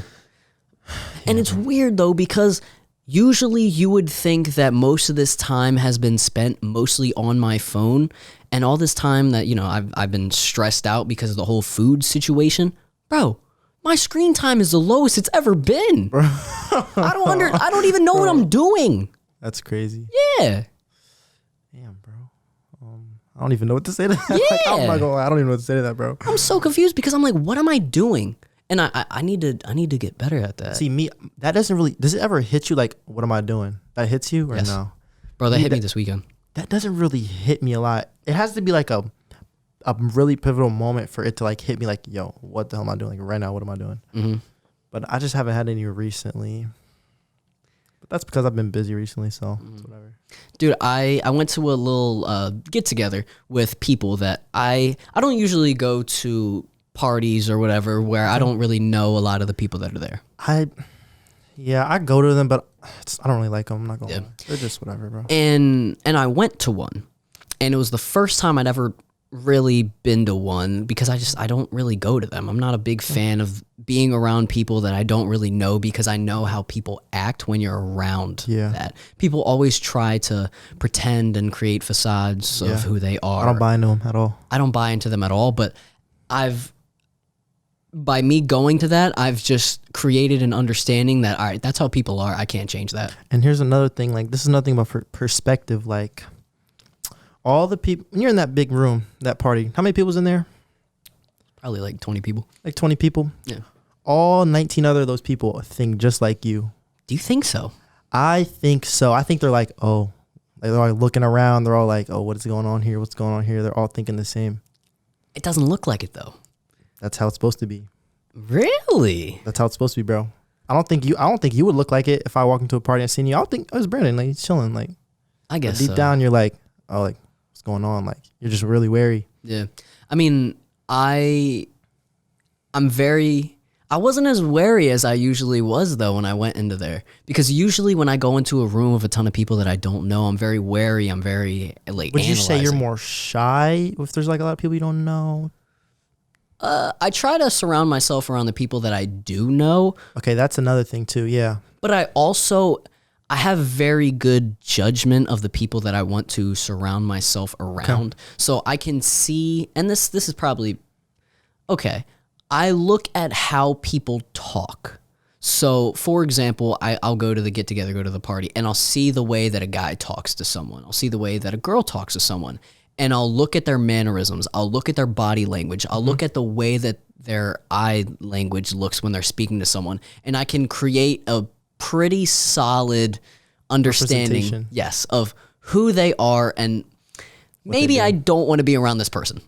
Bro, that's so facts. Like, listen to like secondhand conversations. I always hear them like, yo, I don't want to be around him, bro. Yeah. And I mean, if I see and this isn't exact, but I mean, I could see the people that are, nice, smiling, joking around with the people, and everyone seems to be joking, smiling around those kinds of people. If you go to your friends and do that, what do they see? The same thing. Mm-hmm. So it's kind of like they're thinking the same thing. Yeah. But there's that. But then what I'm talking about is the people that are with their hands in the corner, sitting down. Oh, yeah. Like with a... Those, I just ignore those, honestly. Yeah, but those people scare me, bro. Yeah. The way I see it, it's like, if it's a party, nobody's going to touch you, bro. Nobody's going to touch you. But at the same time, it's like, yeah, like, what's up with him? Like, oh, it does cross my mind. Like, what is he doing? Like, is he good? Are you good? We waiting on someone? Yeah. And then I also want to say this because I've always been a person that I think that I look too deep into things. And for example, I went to this, little party get-together thing that people that there was definitely people that I knew, but people that I didn't know that well. Mm-hmm. And I went to this and I was like, all right, why did I go to this? I never, I never, ever go to events like this. Why did I do that? And then I think too hardly about why I would do things like that. And I start to create conclusions that aren't true. So did you ever figure it out why you did go? No. I'm like, well, there's a few things. It's like, all right, did I do this because I want to go back to the old Brandon of going into a room and a ton of people knowing who I am. Okay. Is it me wanting to go because I want to meet a new group of people? Is it me wanting to go because I felt peer pressure? I'm not going to say that I felt peer pressure because I didn't feel peer pressured to go. I just I wanted to go. You wanted to go. Yeah. And then it was like, well, why do I feel bad about going? Do I feel as if I'm disappointing myself? Am I disappointing people in my life by going? I mean, obviously I'm not, but that's the way that I think. Honestly, I feel like I can see why you would think that, but honestly, for that situation, I feel like it's not that deep. I feel like you just went because you just wanted to go, like you were just bored. Like, yeah. I feel like there's no real deeper meaning. I know, like, but in your mind, like that's how I would think too. Like, why am I going here? Why am I going here? Yeah. But at the same time, it's like, exactly. You're just gonna go. Like, why am I going to something if it was that serious, you wouldn't go. If you Yeah. really didn't want to go, you wouldn't go. Yeah. I mean, why am I going to something that I never usually There's go to? no other reasons to go but my friends. Yeah. I don't know. I love looking too deep into things, but then at the same time, I don't.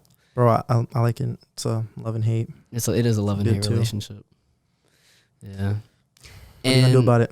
Yeah, there is nothing you could do about it. But I mean, that's how life works. I mean, and that's the whole thing. I told you that I felt as if I had life figured out about a couple of weeks ago. I mean, obviously, I'm not being serious. I know, but you're like, I think this is good now. I can stay like this. Yeah, but then I'm like, geez, I don't know. I don't at all. Yeah, that's how it be.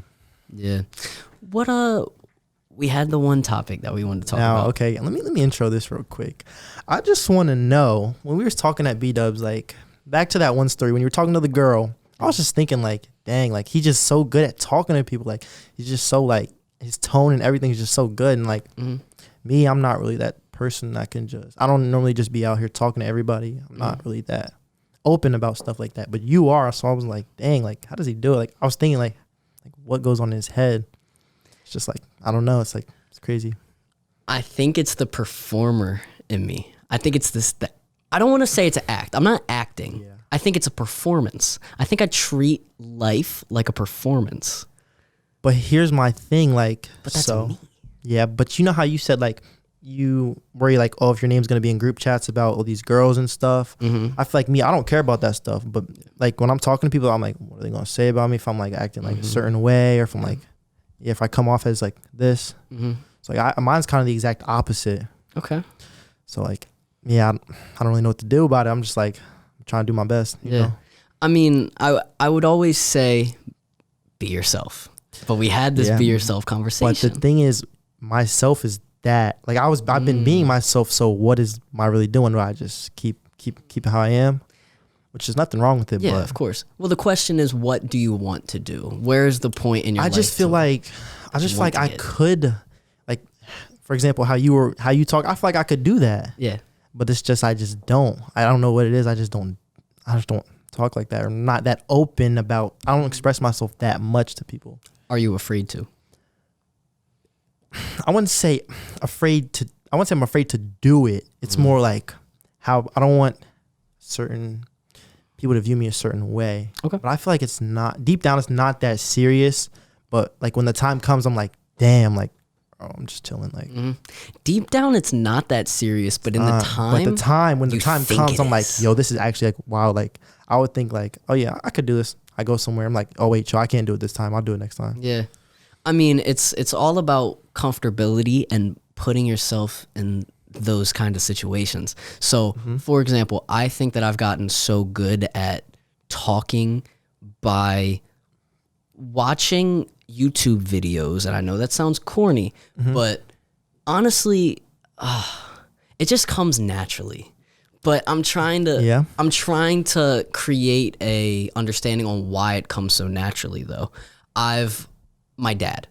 So I look at my dad and he's charismatic, he's loud, he's from New York. He's one of those guys. Okay. So I look at the way that he talks. I look at the way that he carries himself. He's one of those loud guys, but not loud as in rude. Oh, yeah, see, now I see where you get And from. he's always been one of those people who has been extremely expressive. And whenever you're extremely expressive, people like that. People smile. You make people smile. And when one of my things is I'm a performer. I love to perform. So I love when people smile. I love when I get a reaction from people when I'm talking. So I know that there are certain things that you say to make a person smile or question, oh, that person is really paying attention to what I'm doing. So, for example, one of the best ways to really get someone to open up is giving someone a compliment, but not a genuine compliment. Or not a general compliment. I can look at a girl and say, you look very pretty today. Yes, that's a good compliment. That's something that you would, usually say to be very nice. Yes. Drive-thru. Yeah, exactly. Yeah. Chick-fil-A drive-thru type shit. But if you really want to give a girl a feeling as if you're actually paying attention to her, give it a way of like, oh my God, this guy's actually paying attention to me. And people love when you pay attention to them. Okay, so here's my thing with that.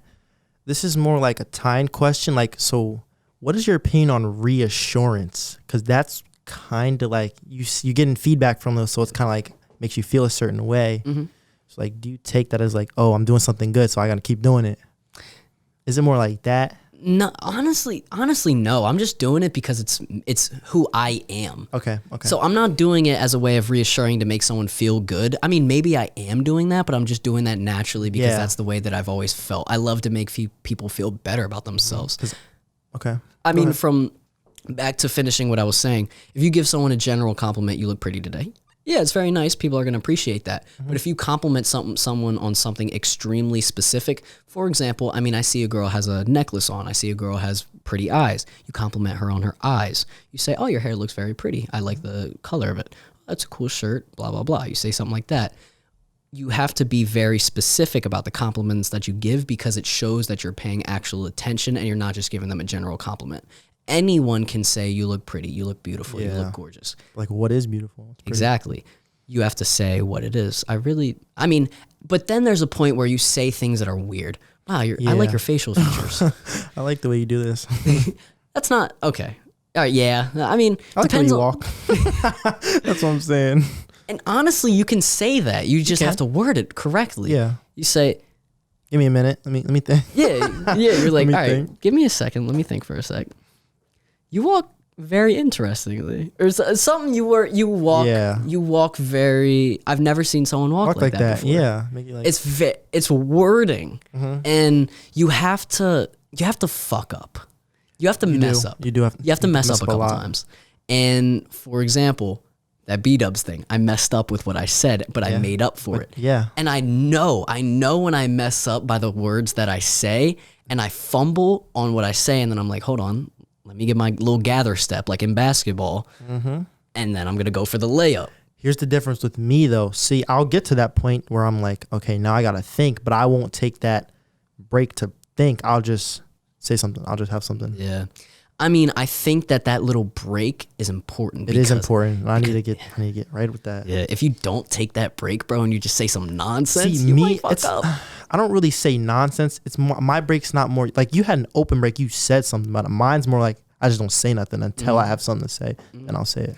That's not a problem. There's not a problem if you don't say anything. Yeah, but because it's kind of just like, yeah, what's he doing? yeah, It's more like okay. Sometimes you have to. Sometimes you want to bring attention to some things, and other times you don't. So, for example, I want to go back to this topic, but I just want to change it really fast.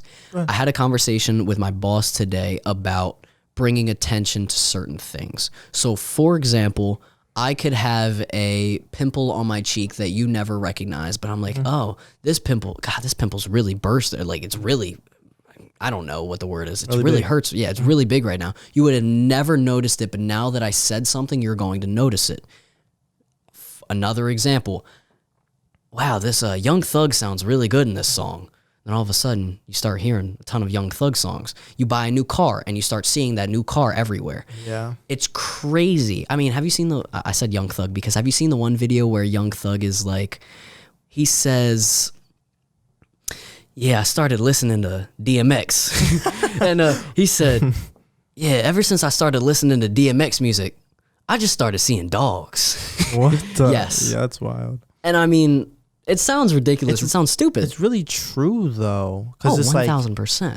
when certain things happen, you start to when you see things that are similar, you make that connection. Like, oh, I have this, I did this, I know Yes. this, I know that. So the example that we were talking about is sweating. So for example, if I'm wearing a white t-shirt and I'm playing basketball or I'm running and I just get extremely sweaty, you're going to see the sweat, right? But you might not recognize that I'm sweating until I say something. Or for example, a lot of people when they have a wedgie, I would say preferably, I don't know. A lot of people when they have a wedgie, they say, all right, I have a wedgie, I'm going to pick it. Yeah. Or you could not, and then you pay attention to the person picking their wedgie, and you're like, why would you say that? Yeah. Or you could just pick the wedgie. But at the same time, it's like if you do it, they're like, what the? Like, Yeah. You just do it out of nowhere. So it's like, Yeah, which one you want? exactly. But I think that we also, one more second, I want to give another example. Go ahead. I have a friend, and she burps a lot, Damn. but she has acid reflux.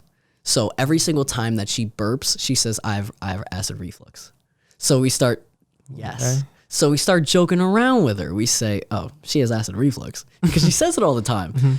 But the thing is, would we have noticed that she was burping so much unless she said that? Or does that also tone what she was saying down because she's burping so much? Now we know why she's burping so much. It's for that specific situation. I feel like it's more of both. Because if I see somebody burping, I'm like, yo, what's going on with them? Yeah, Like, I would think like after a while that what is going on, but then I would think oh, something's wrong. Then she says, I'm like, oh, okay, that's why. Yeah.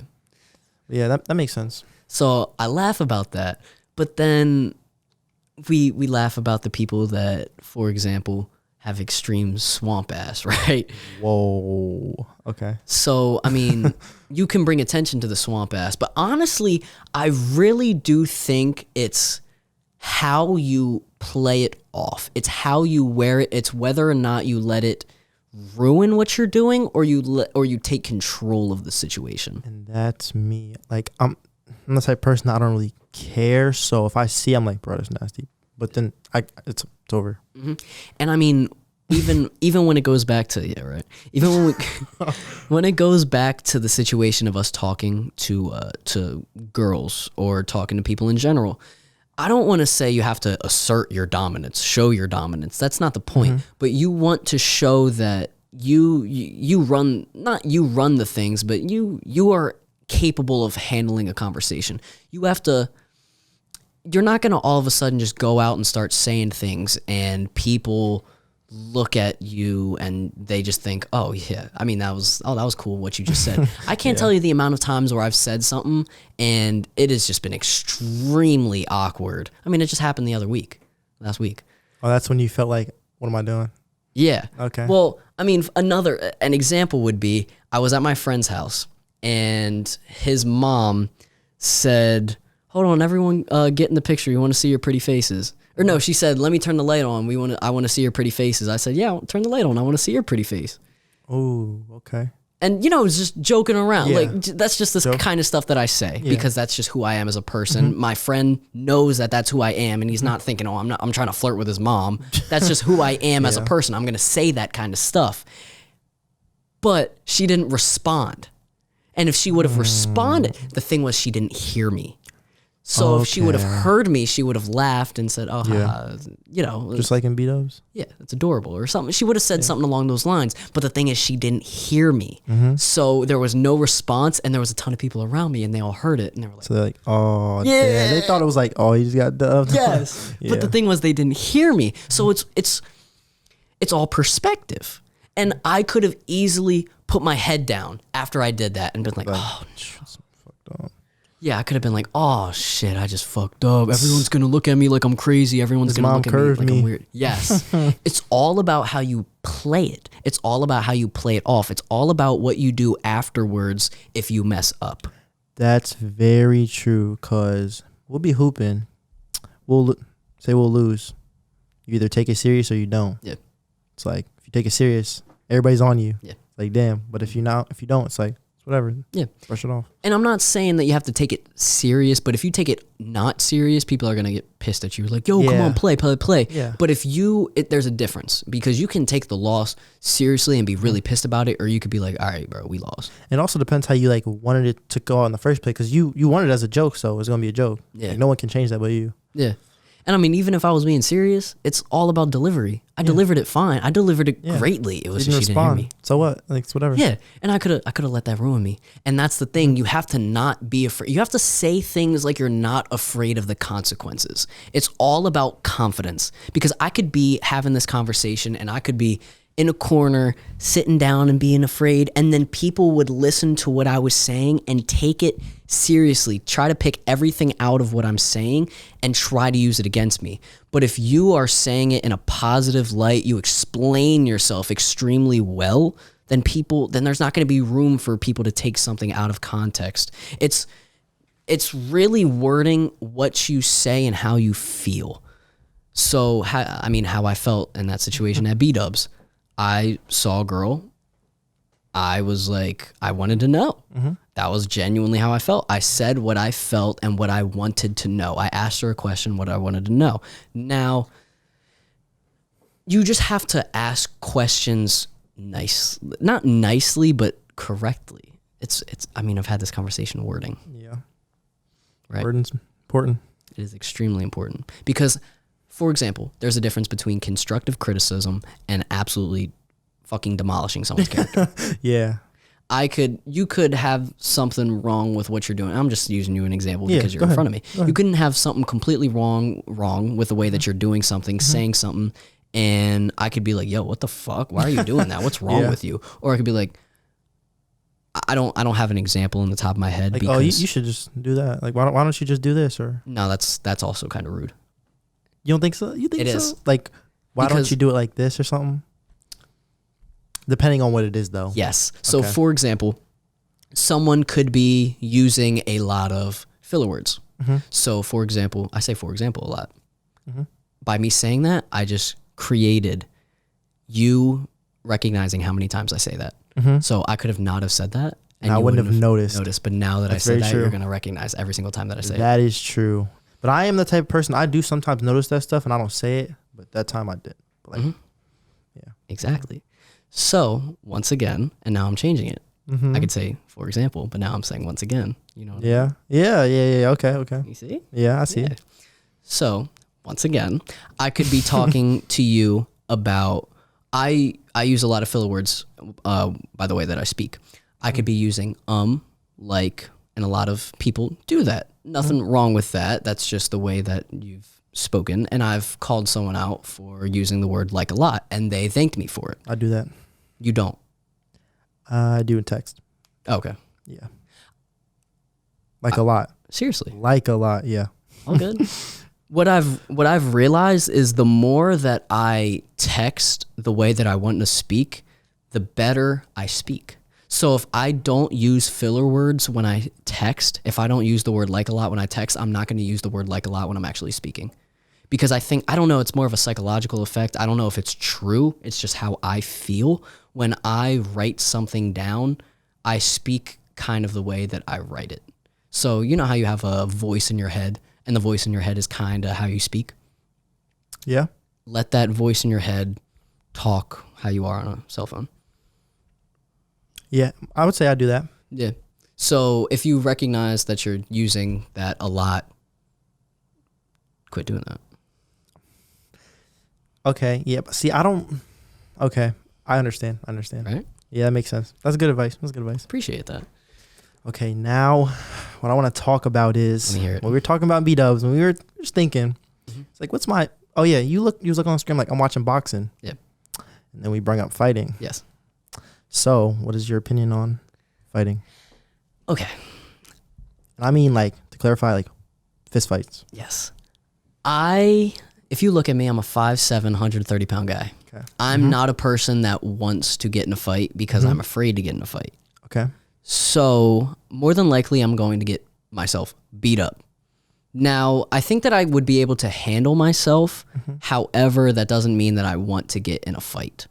Very true. Now, I'm not saying that I promote fighting. I don't at all. And I'd much rather people settle it by settling their differences by, just having a conversation, getting over it. But that's not how some people work. Some people need to, get a little bit of their anger out by fighting. That's not how I work. I'm one of those people where if I have a problem with you, I'm not going to want to fight you because I would rather sit down, have a conversation, understand why we look at things differently, and maybe come to a disagreement, agree to disagree. And I would rather do that. Now, that is not how the world always works. Yeah. I just try to make myself careful enough to the point where maybe I'm not going to get jumped or something, because I think I'd be able to handle myself maybe one-on-one, but I'm not trying to get jumped. And I'm not trying to put myself in a situation to the point where I would have to where I would be in a fight. So I understand that I say things that maybe people wouldn't agree with, maybe people disagree with, but I try to not make it bad enough to the point where you'd want to fight me over it. Yeah, that's my thing too. Like, honestly, I don't really care enough to just want to fight someone.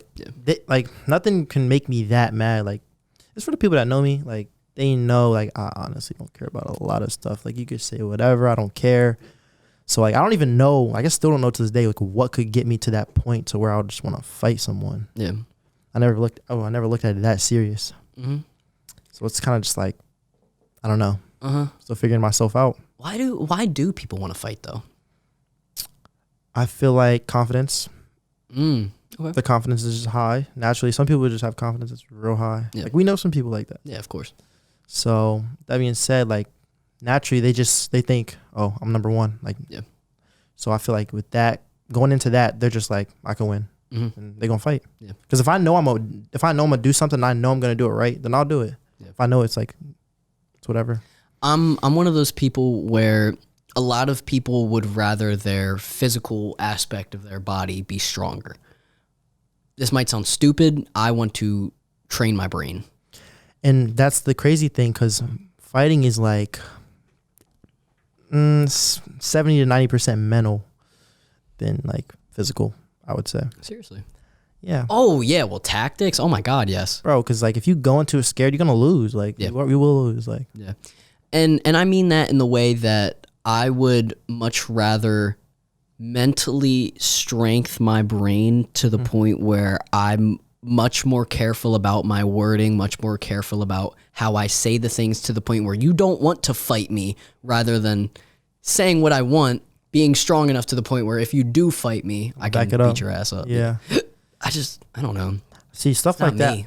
I just let it go because I don't know. I've never really been tested or nothing like that, really. So can't really say too much. But like knowing me, like I don't really care. I don't care enough. Just simply, I don't care enough. So it's like, Yeah, I mean, I've seen something this past weekend where someone said something and someone wanted to fight the people over it, and I just said, it's not All right. worth it. yeah, in my opinion, it's not that deep. I mean, if you think it's that deep, go right ahead. If you want to fight them over it, you can fight them. I'm not going to fight you.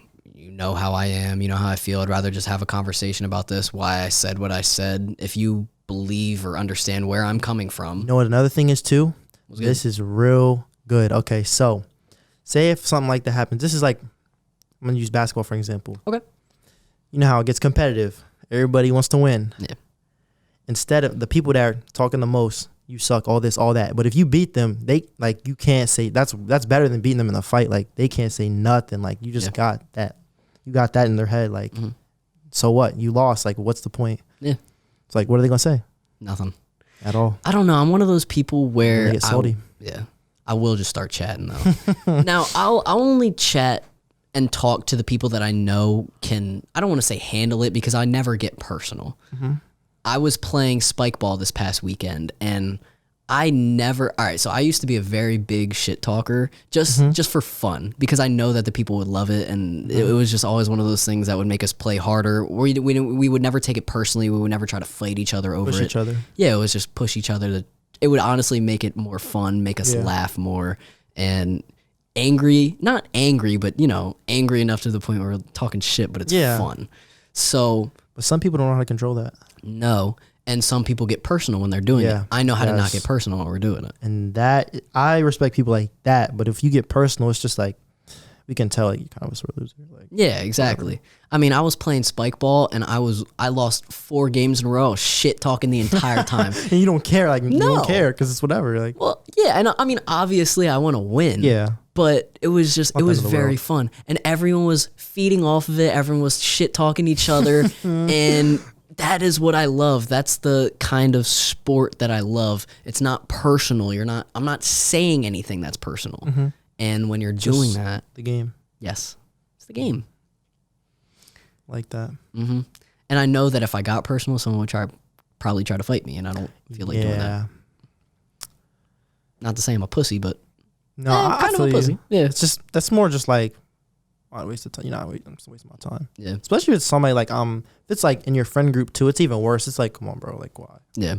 No point. Like me, like I don't even like touch my friends like that. It's just like one of those things. Like it's like whatever. Like I don't really care. Yeah. Yeah. I it's like I don't know, it's an unwritten code for me. Yeah. That if I have a problem, I want to handle it one-on-one, but not in a fighting way. It's just all right. But then there are some people that don't know how to do that, and if you have a one-on-one conversation, they're gonna try and do something. No, not do something, but they're gonna try and control the situation, control the conversation. They're gonna try to fear monger you into believing what they're saying is correct. Yeah, and that's a thing with me too. Like I said, I don't care, so you can't change my mind. And at the same time, when people try to do that, I honestly just see that as a way of, all right, maybe I shouldn't be surrounding myself around this person. Very true. Yep. See, things like that happen in basketball because sometimes you play people you don't know, so that's gonna happen. Yeah. But yeah, I don't know why I'm using an example, but No, you're good. I mean, it's all about knowing who you are around and understanding what you can say, what you can do around certain people.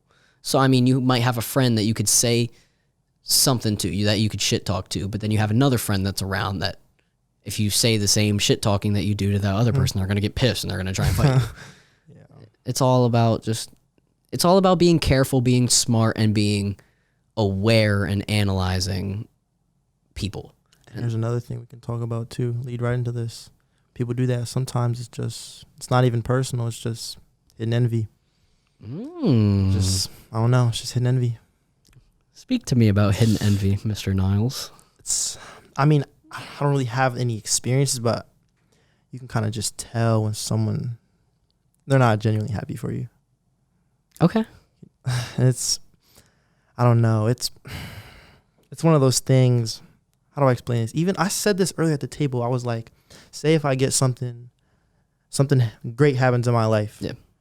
It's just okay. Or it's just like a whatever. Yeah. It's not. But then when something bad happens, it's like, oh, let me help you out. Yeah. What happened? What can I do? What can I do? Oh, now that you're up now, where Now, are you? yeah. Or if I feel like I'm lower than they're higher than me, they go try to help. Yeah. Make it seem try to make it seem like I'm like under them, you feel me? So I kind of and yeah.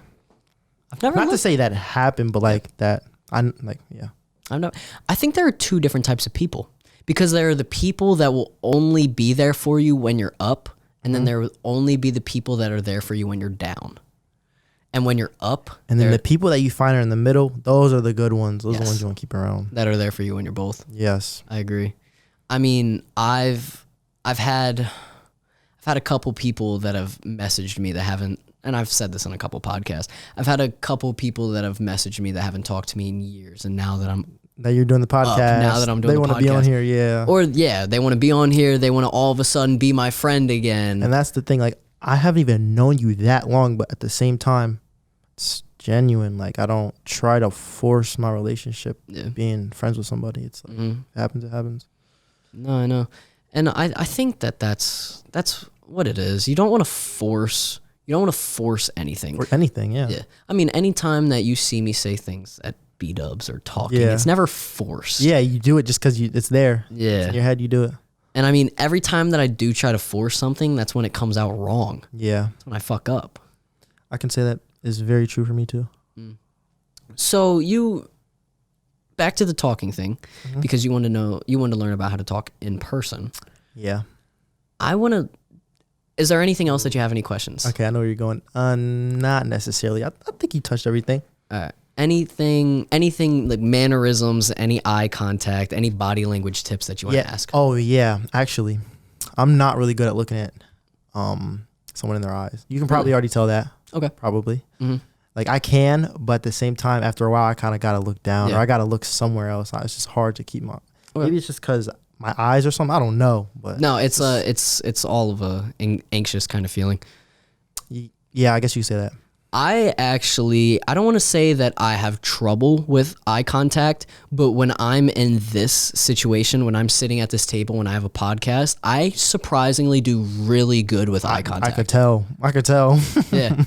Yeah. And I feel much more comfortable and confident with eye contact when I'm sitting at this table, because I think it's I don't want to say I feel dominant, but I know that this is you. Yeah, this is my podcast. This is me. This is who I am. I'm talking to you. You're not as comfortable as I am with doing this. Very true. So I'm much more comfortable looking at you because you're looking at me as if I've done this multiple times. It's like you're home. Exactly. It's a home court advantage. It's a home field advantage. Yup. I have the crowd around me. Now, do. I obviously, I have 3 cameras and it's crazy. We got the rain. Yeah, we got the rain, Chilling in the back. of course. That is a beautiful looking shot, by the way. It's amazing. That is. But no, it is a home court advantage. And I mean, I don't know if you noticed, but I was not as good at the eye contact while we were sitting at B-dubs, but I'm much better at it now. I think I didn't really notice it because I didn't look at your eyes not one time because, yeah. Yeah. But then again, that's more social, so it's like we got things around us. Yeah. This is more like one-on-one, so it's like not just us. That is very true. Because I know there's nothing else around me. I don't have to worry about watching. Yeah.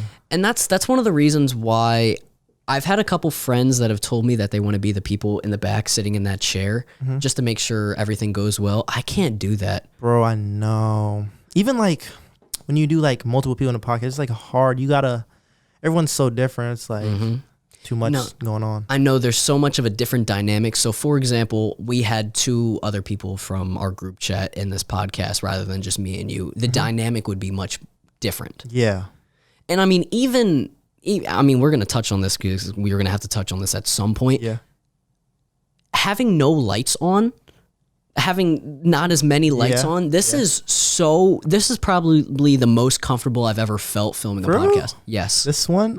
Oh, yes. Okay. And I think, honestly, I think it's the lights, because I think that the lighting, where there's a ton of lights on, when the lights on, it's more like it's very, you have to be very professional. You have to be very, it's not, I feel as if it's not natural. I feel like it's more like the spotlight's on you, like now's you gotta go. Yeah.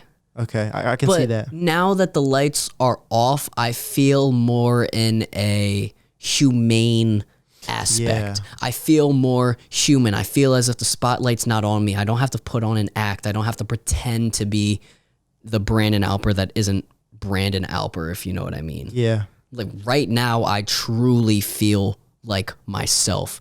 When That's the lights, when the lights are, I actually think I'm going to have to start doing the podcast like this because I feel so much more comfortable. It's amazing, bro. It is. This is my first podcast and I don't even know what's going on. Seriously.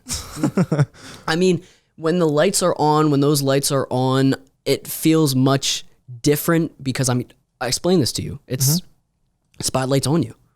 You could tell these 3 cameras are on you. I mean, I'm looking at these 3 cameras. I don't give a fuck about the cameras, dude. I'm not gonna lie. Literally, I mean, I understand I'm just having a conversation with you. If we have this off camera, it's like... Yeah. I mean, if we had this conversation off camera, I honestly don't think we would have... I wouldn't have discussed anything else that we wouldn't have. Yeah, exactly. We talked about a lot of B-dubs. Yeah, we did. Like the time we was there. Yeah. And I mean, it was we talked about a lot of topics that we didn't go into there that we got into here. Yeah, exactly. Like, that's crazy. I think that's a really good idea. I might have to start doing that with my next guests. Yeah. This your first time doing something before? Yes. Okay. Yeah. I think that's much better because you can actually like kind of get a feel for how they talk and who they are.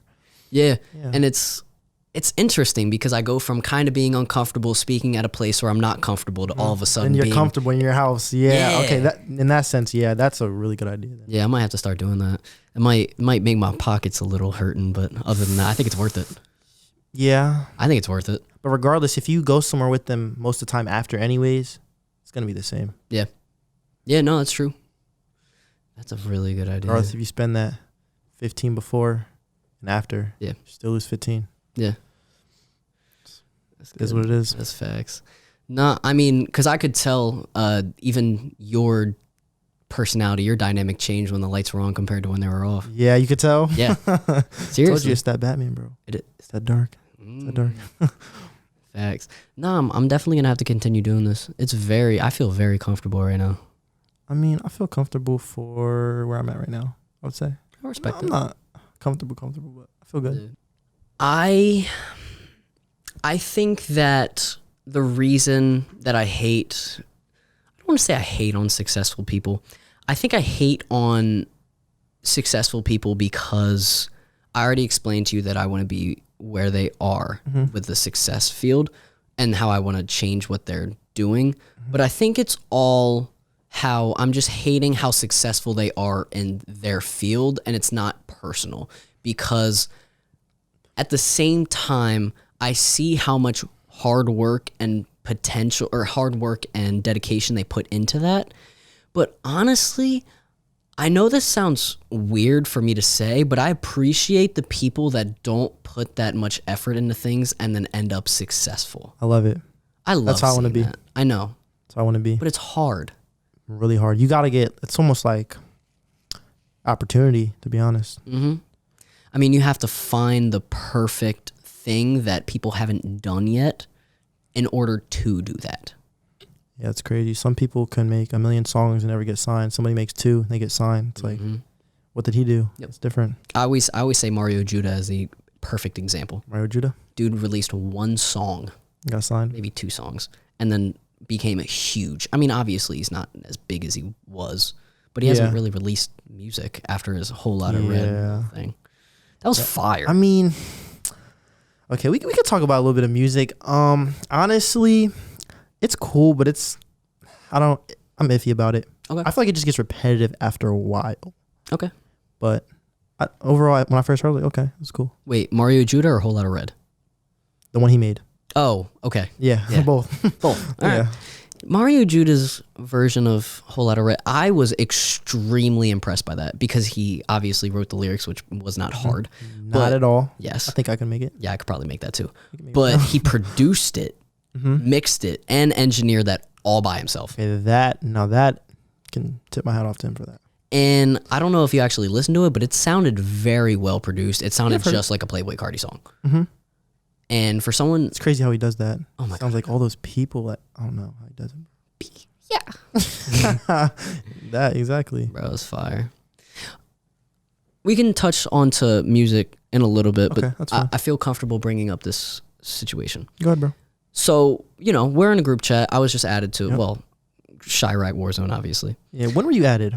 About 5... It was right before 6 months ago. I was in there right when you joined? Yes. Okay, I joined maybe a year. I make 6 months before you, just like a year. Okay. I really love the group chat because I do too. Because every person is offensive towards one another, but everyone is comfortable with each other doing that. Yeah. It's all love. No one actually hates each other. Everyone understands it's all jokes. And I mean, some people might think that that's toxic, but everyone understands that it's all love, and regardless, everyone's still there for you. Exactly. So we're cool with hating on each other until someone actually has a problem. And if someone actually has a problem, That's crazy. For the most part, everyone talks. Yeah, everybody does. Pretty properly, yeah.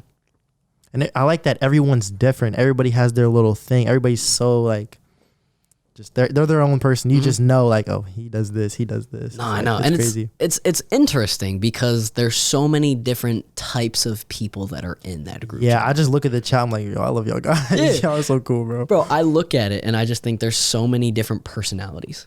Like, shout out to Chirac. I love y'all. Facts. I mean, we look at the loud people. Oh, like we got JR. those. Yeah, we got JR. We got David. Who else we got? That's the main two. Yeah, and then we got the more people on the quiet side, and it's tough because it's like a spectrum, but everyone gets along no matter whether you're on the opposites. I mean, obviously there's definitely some beef, but then there's also a little bit of at the end there's respect though. Yeah, of course. Yeah. And at the same time, I mean, there's little, and I have nothing wrong with this as long as people don't feel like excluded. There's little mini friend groups. Obviously, you're very close to David. Yeah, I'm not as close to David as you are, and I respect that. I'm not going to be saying, "Oh, I wasn't invited to y'all's hangouts." I understand that. I understand that. I respect y'all. Yeah. Okay, I can definitely see that because there's friend groups within the Chirac. Yes, but the thing is, everyone still hangs out together. Yeah, though. Exactly. It's not as if people feel excluded and there's a large hangout, but it's still half the people. If I'm trying to word this correctly, there's still a lot of people, but there are still people excluded because we don't invite the certain amount of people, if that makes any sense. Yeah. So it's still a big group. So for example, 10 people hang out, but there's a group chat that's made without the other 10 people. That doesn't happen. Yeah, there's some group chats I'm not in probably, which is fine. Like I don't take it personal. I don't take it personally either because I'm probably not close with the people that are within that little part of it. So I think that living life not taking things personally is just very. And the thing I like about Chirac too, no matter if there's 3 people together or if there's all of us, it's still Chirac. So it's always like I love that. It's like I feel that. It's amazing. That's tough. That's a good chat. I know. I wonder how long it's gonna last. I don't know. I was thinking about that. I still have this one group chat that we were all friends, and we have it. It's named Lunch Money, and it's consists of it. The name started because my friend Alex and I were playing in our basement, in Alex's basement. We were playing 2K, and one time I scored, and he had this pack of money. It was fake money. And I pulled it out of his drawer and I was like, "Give me your lunch money." I just yelled that at him. You had 200 for lunch? Yeah, I had 200 for lunch. Okay. So I yelled that at him, and then all of a sudden we just started saying, "Give me your lunch money." And you know how people bully each other. They say, "Give me your lunch money," and then all of a sudden it just became lunch money, lunch money, lunch money. Was you there when we watched YouTuber vs TikToker? Yes.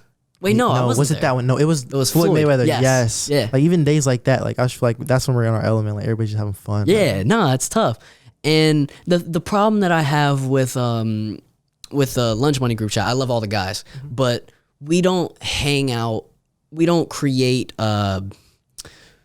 We don't do events like the Chirac group chat does. So I mean, we'll all try to hang out, but we don't go to the par 3. We don't go to the stuff all together. We don't do stuff like that. And it's upsetting because all of us guys used to be so close together, but now we're not nearly as close anymore.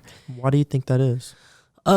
Everyone went their own way in life. Everyone has their own designation. Everyone has their own, I guess, wants and needs in their life. And then there's also the mini groups within that group chat that are close, which I don't mind. I don't mind not being invited to that. I'm not offended by it, but I feel that those are really what controls that now.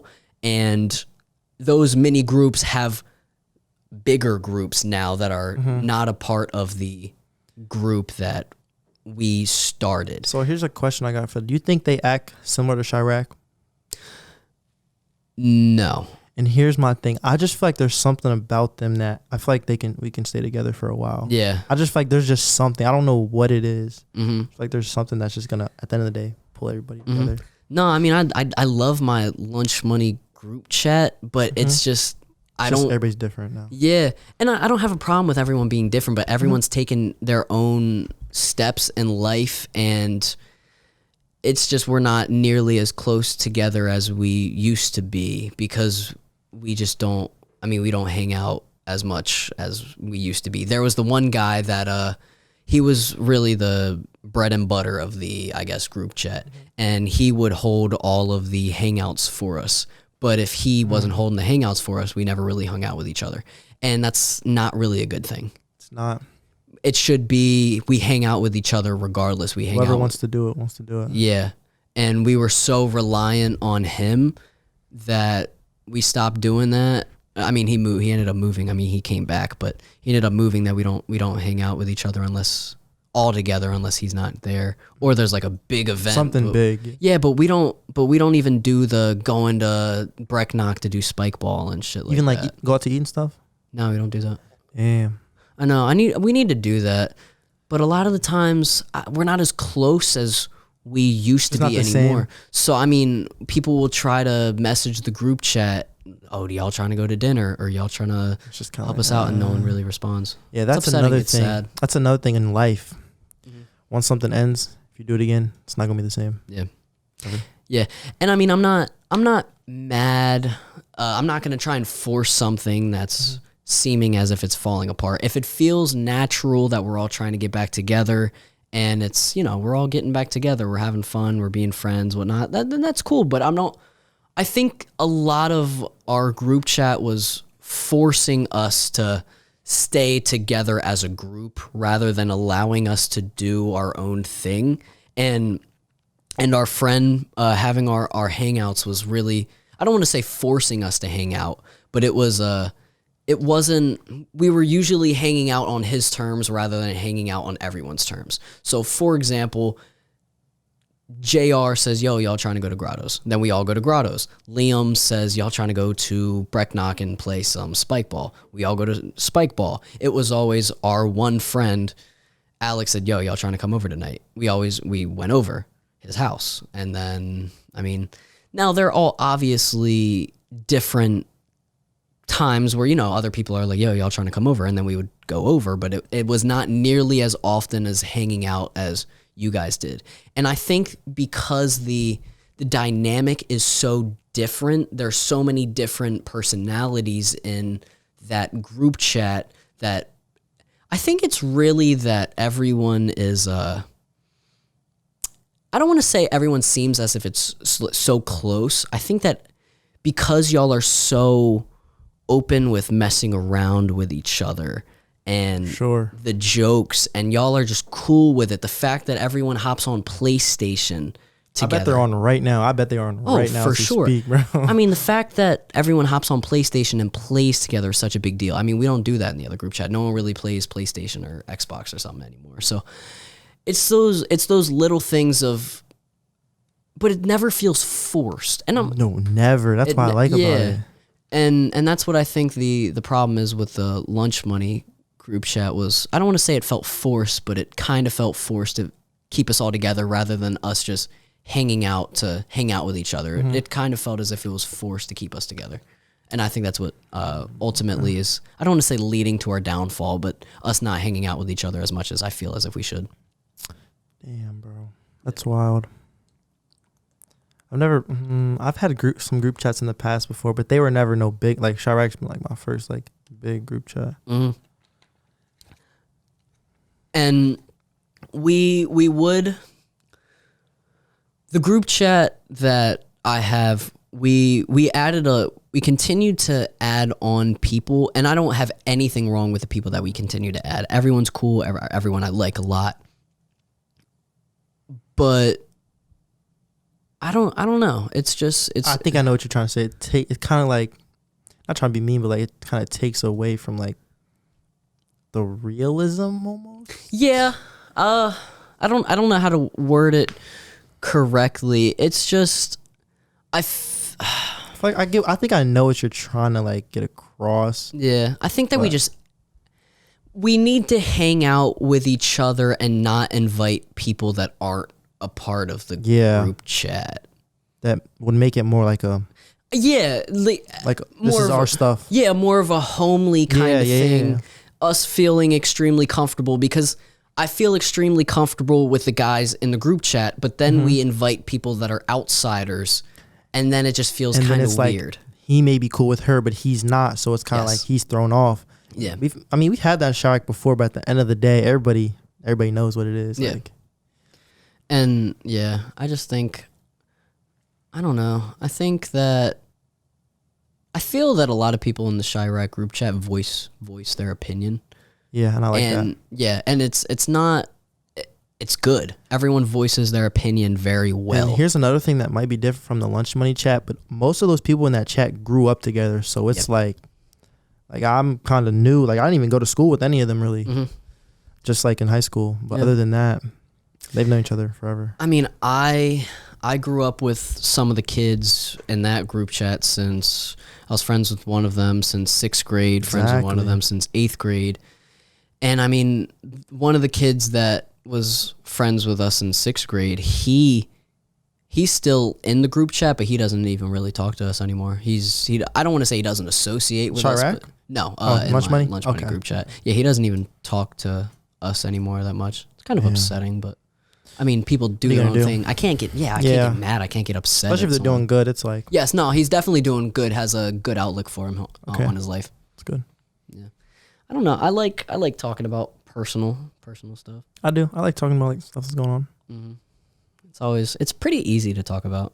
Because it's happening every day. Yeah. That chat, I'm always in there every day. Yeah. I don't know. I love how comfortable everyone feels around each other. Yeah, that's what I'm saying. Yeah. And it's so if someone does something wrong, someone calls someone out. But it's not like, yo, you better do this. It's like just even like sometimes like even like y'all ask for advice, like I'll text you. Like I've did that before. Yeah. Same with JR, just to name someone, for example. Yeah, of course. I mean, I said something in the group chat, and then we ended up having a complete conversation. We had our own conversation about it. Yeah. Just because you bring it up, I was like, let me text them. Yeah, of course. I don't know. I love non-judgmental conversation. Yeah. So, for example, I can make a decision, and you're not going to judge me for it. But I maybe have a conversation with another person, and they'll judge me for that same thing. Yeah. I also like conversations that are just genuine. Yeah.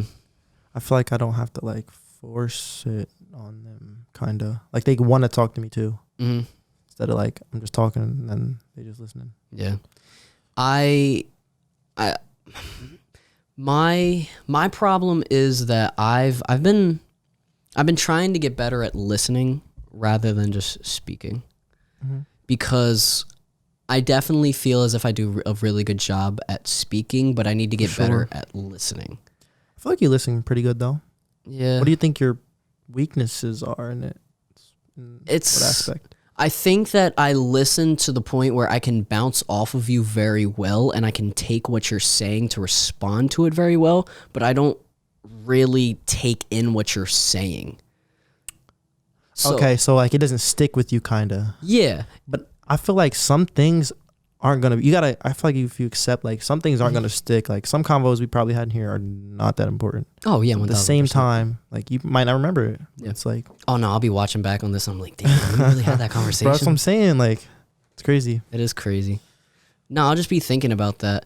It's not that I'm not listening to you. I am listening. It's just I wish more things stuck with me.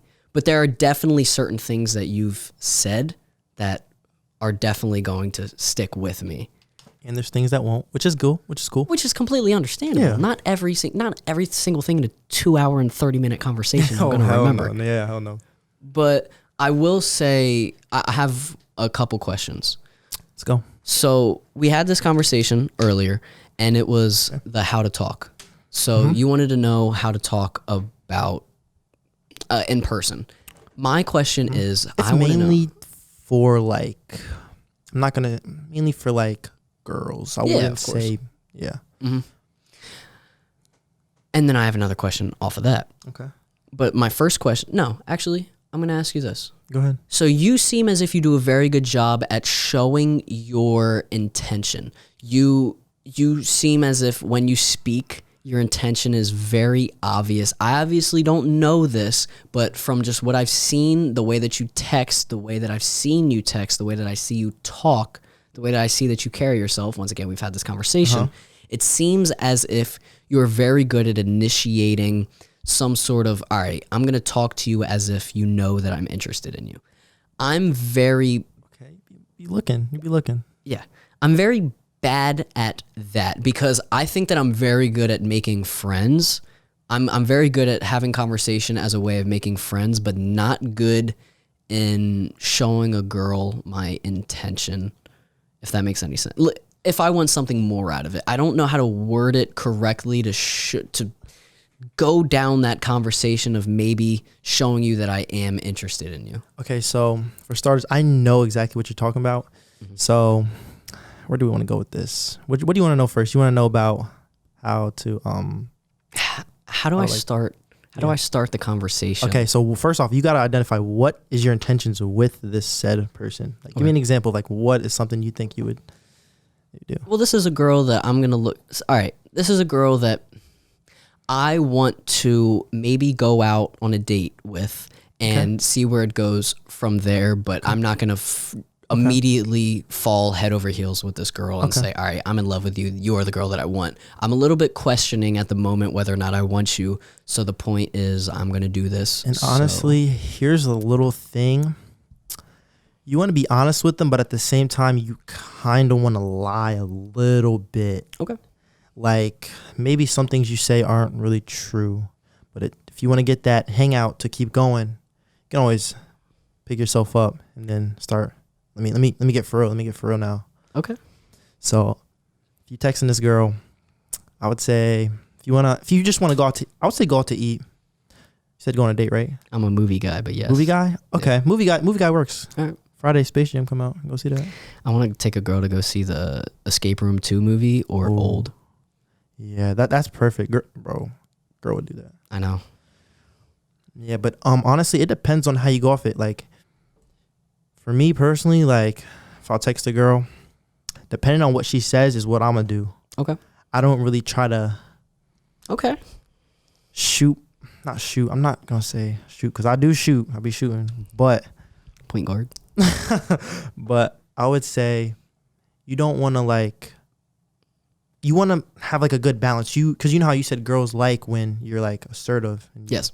And you make the plans. Mm-hmm. So if you want to go out somewhere, you make it. You decide. It's on your terms. Okay. I like it. So if you want to go out to the movies, hey, you want to go out to the movies with me? Yeah. Get the time, all that. Boom. She's like, okay. Like he really wants to do this. So in her head, she's thinking, oh, I should do this because he's got it all planned out. Okay. So if you do that, well, that answers your question. Like for the date, like. All right. Yes, I get that. I know what you're supposed to say, but my question is, right, say I fucked up. So I start a conversation with a girl that I'm kind of interested in, and then I accidentally go down the friend rabbit hole. Ooh, okay. How do I get out of that as a way of like, oh shit. All right, well now I need to flip this over and try to get with you now. Honestly, it's once you get in it, it's hard to come out of there. God, I know. But it's possible. It's just, you have to, honestly, it has to just be genuine. It's not really like an answer. It's so different there's so many girls out here. Like, it's so hard to say, but it's just got to be genuine. Like, Okay. This is a good question. Damn. Okay, so. You're good. You want to get out of the friend zone. So you say you're in the friend zone right now, you would say. No, I don't even want to say the friend zone, right? So for example, I start texting a girl, right? And I have a very obvious feel for how the conversation is going. So what I'm saying at the moment is, all right, maybe I start talking about, I can easily flip something into, maybe, do you want to go see a movie together? Boom. Yes. You are right. I can see how that would, like, she could see it as a friend, but that is where you almost got to give little things out here and there, little hints. I just don't want to feel as if it's forced. That's my thing. But here's the thing. Some girls, I can speak for some, like when you try stuff, when you are assertive, because it shows, it shows like you want to do something. But also there is another thing with like the respect, like, oh, I don't want to come on to her like this, so let me just like chill. And then by that time you could mess up. Like, you're like, oh, she just looked at you as a friend. So it's really whatever you feel is right, honestly. Because I'm a big build-up guy. So I want to build up a conversation to the point where then I ask you, because then it's kind of, I don't want to say it's harder for you to say no, but it makes more sense for you to say yes, rather than if we're having a conversation about shoes and then all of a sudden I ask you to go see a movie. But if we're having that conversation about shoes, it could go down the friend hole. So I'm asking you these questions and it sounds as if I'm trying to be your friend rather than my intentions are to get with you. And here's back to what you were saying about the talking. Like, you don't, just because you talk good in person doesn't mean you can't text like what you thinking. That like, you know, that is true. You talk and you think, you text and you think. So, slide up on a picture or something. You think she looks good. It's like, it's little stuff like that. Girls, also another thing, do not say if it's a girl, a lot of people know, do not slide up on the same picture, bikini out at the beach. It's going to get lost with all the other people. So you want to do the things that's the little things. You want to slide up on the little things so she notices like, oh, he notices this, he notices that. And then you want to go from there. You're a good man.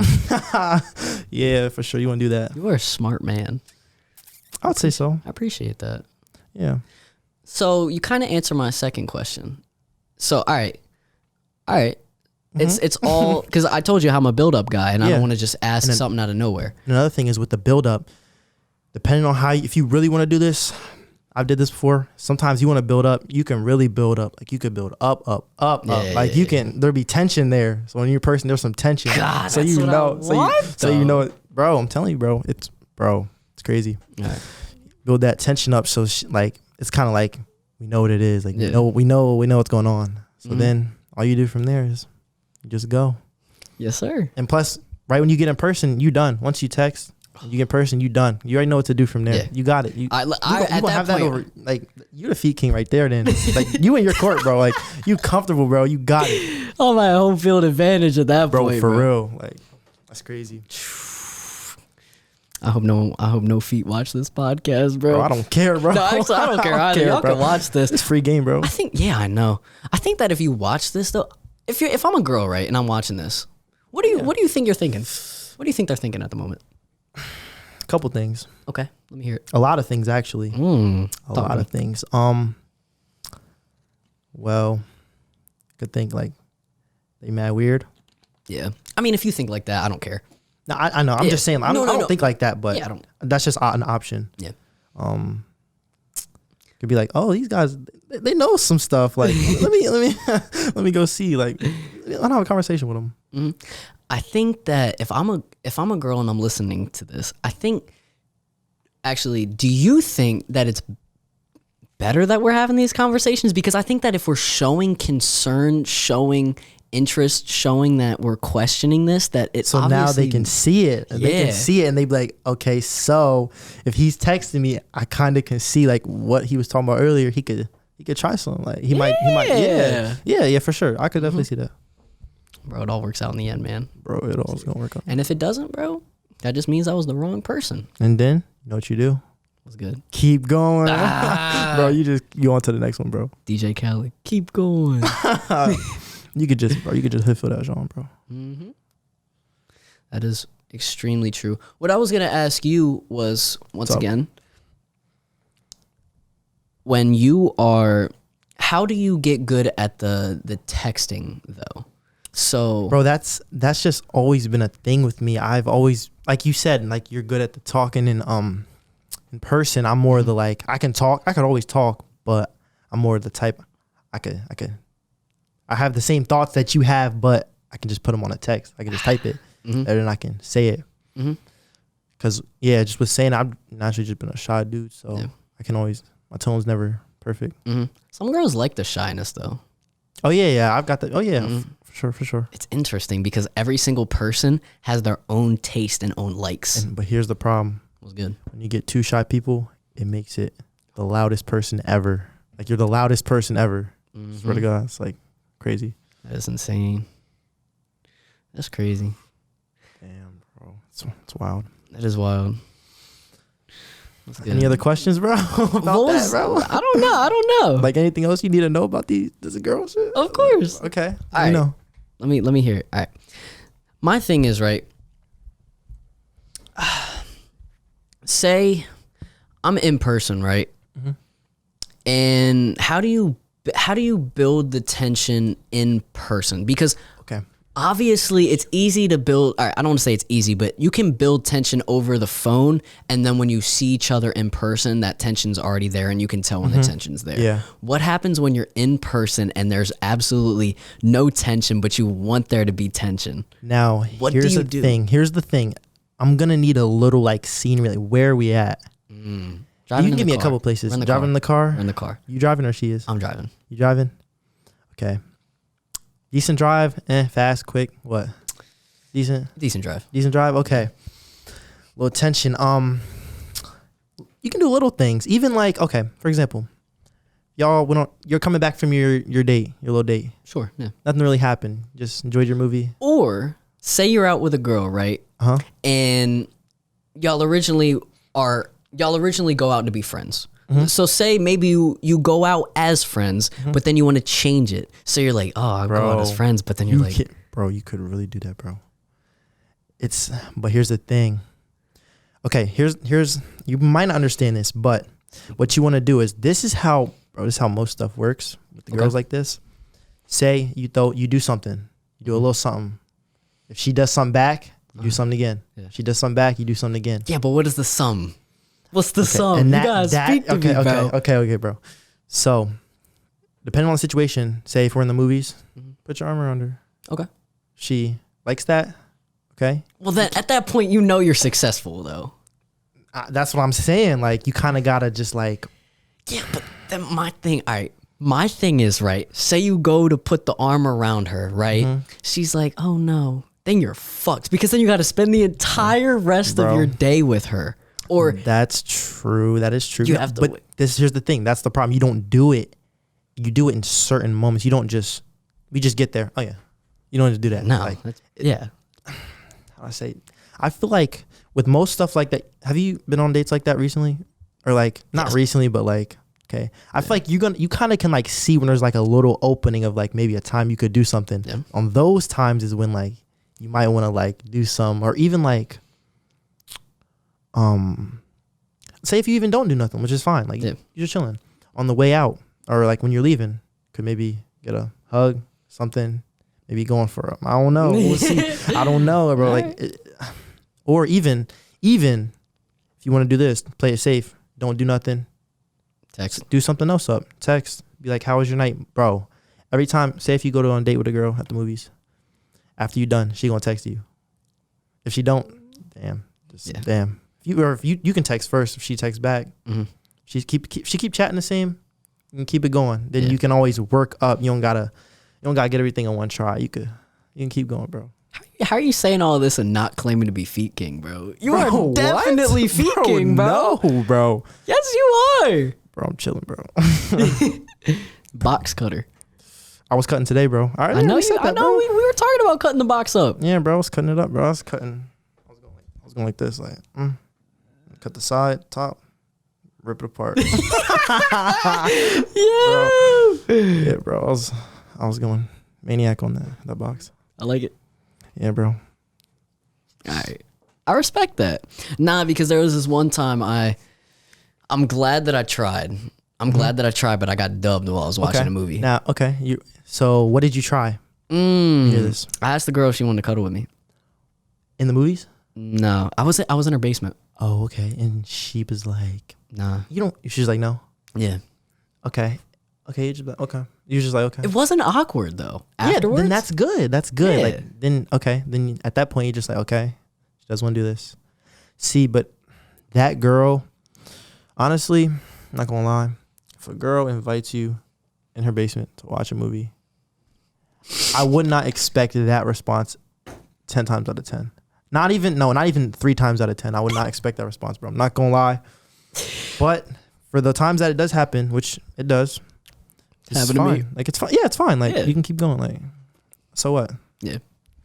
But I'll say this: if you do that again, it's not gonna be like that. Probably. Probably. Nah, I gave up. I mean, it's fine. No. Yeah, it just wasn't. Yeah. It wasn't for me. Sometimes you just keep going. Yeah. Bro, I've gotten dubbed a million times, bro. I don't care. Oh, bro, I'm at the point where I don't even really care about getting dubbed. I just gotta find the perfect moment to try to.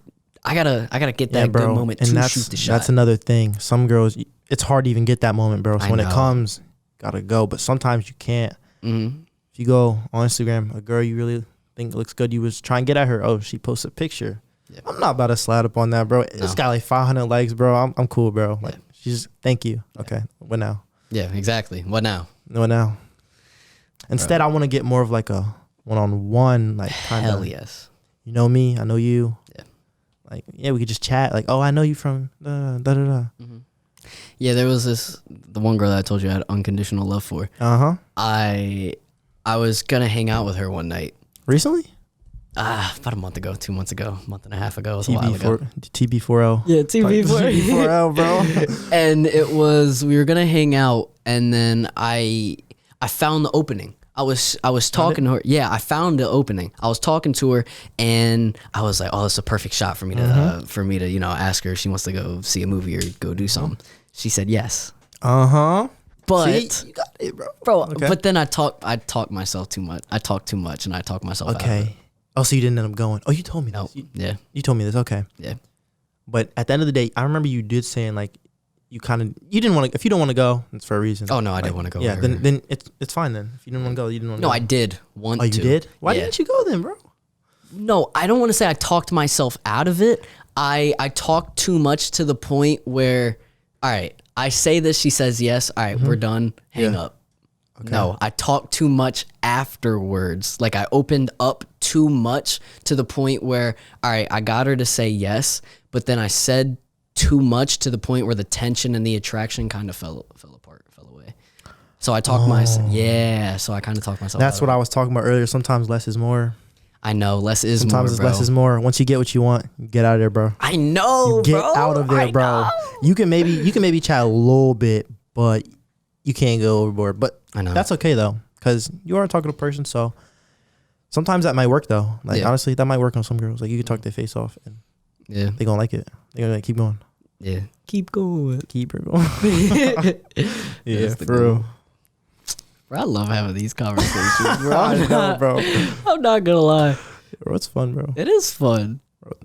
Bro, I could do this like every day, bro. Seriously? If I wanted to, bro. Hell yeah. I mean, with some of my friends, bro, I would just be chatting, bro. We be chatting and chatting. Mm-hmm. Bro, like sometimes like we be having talks like, yo, what's gonna happen when we die? Just crazy stuff like that. I gotta use the bathroom again. Bro, go ahead, bro. Go use the I'm not bathroom, gonna bro. lie.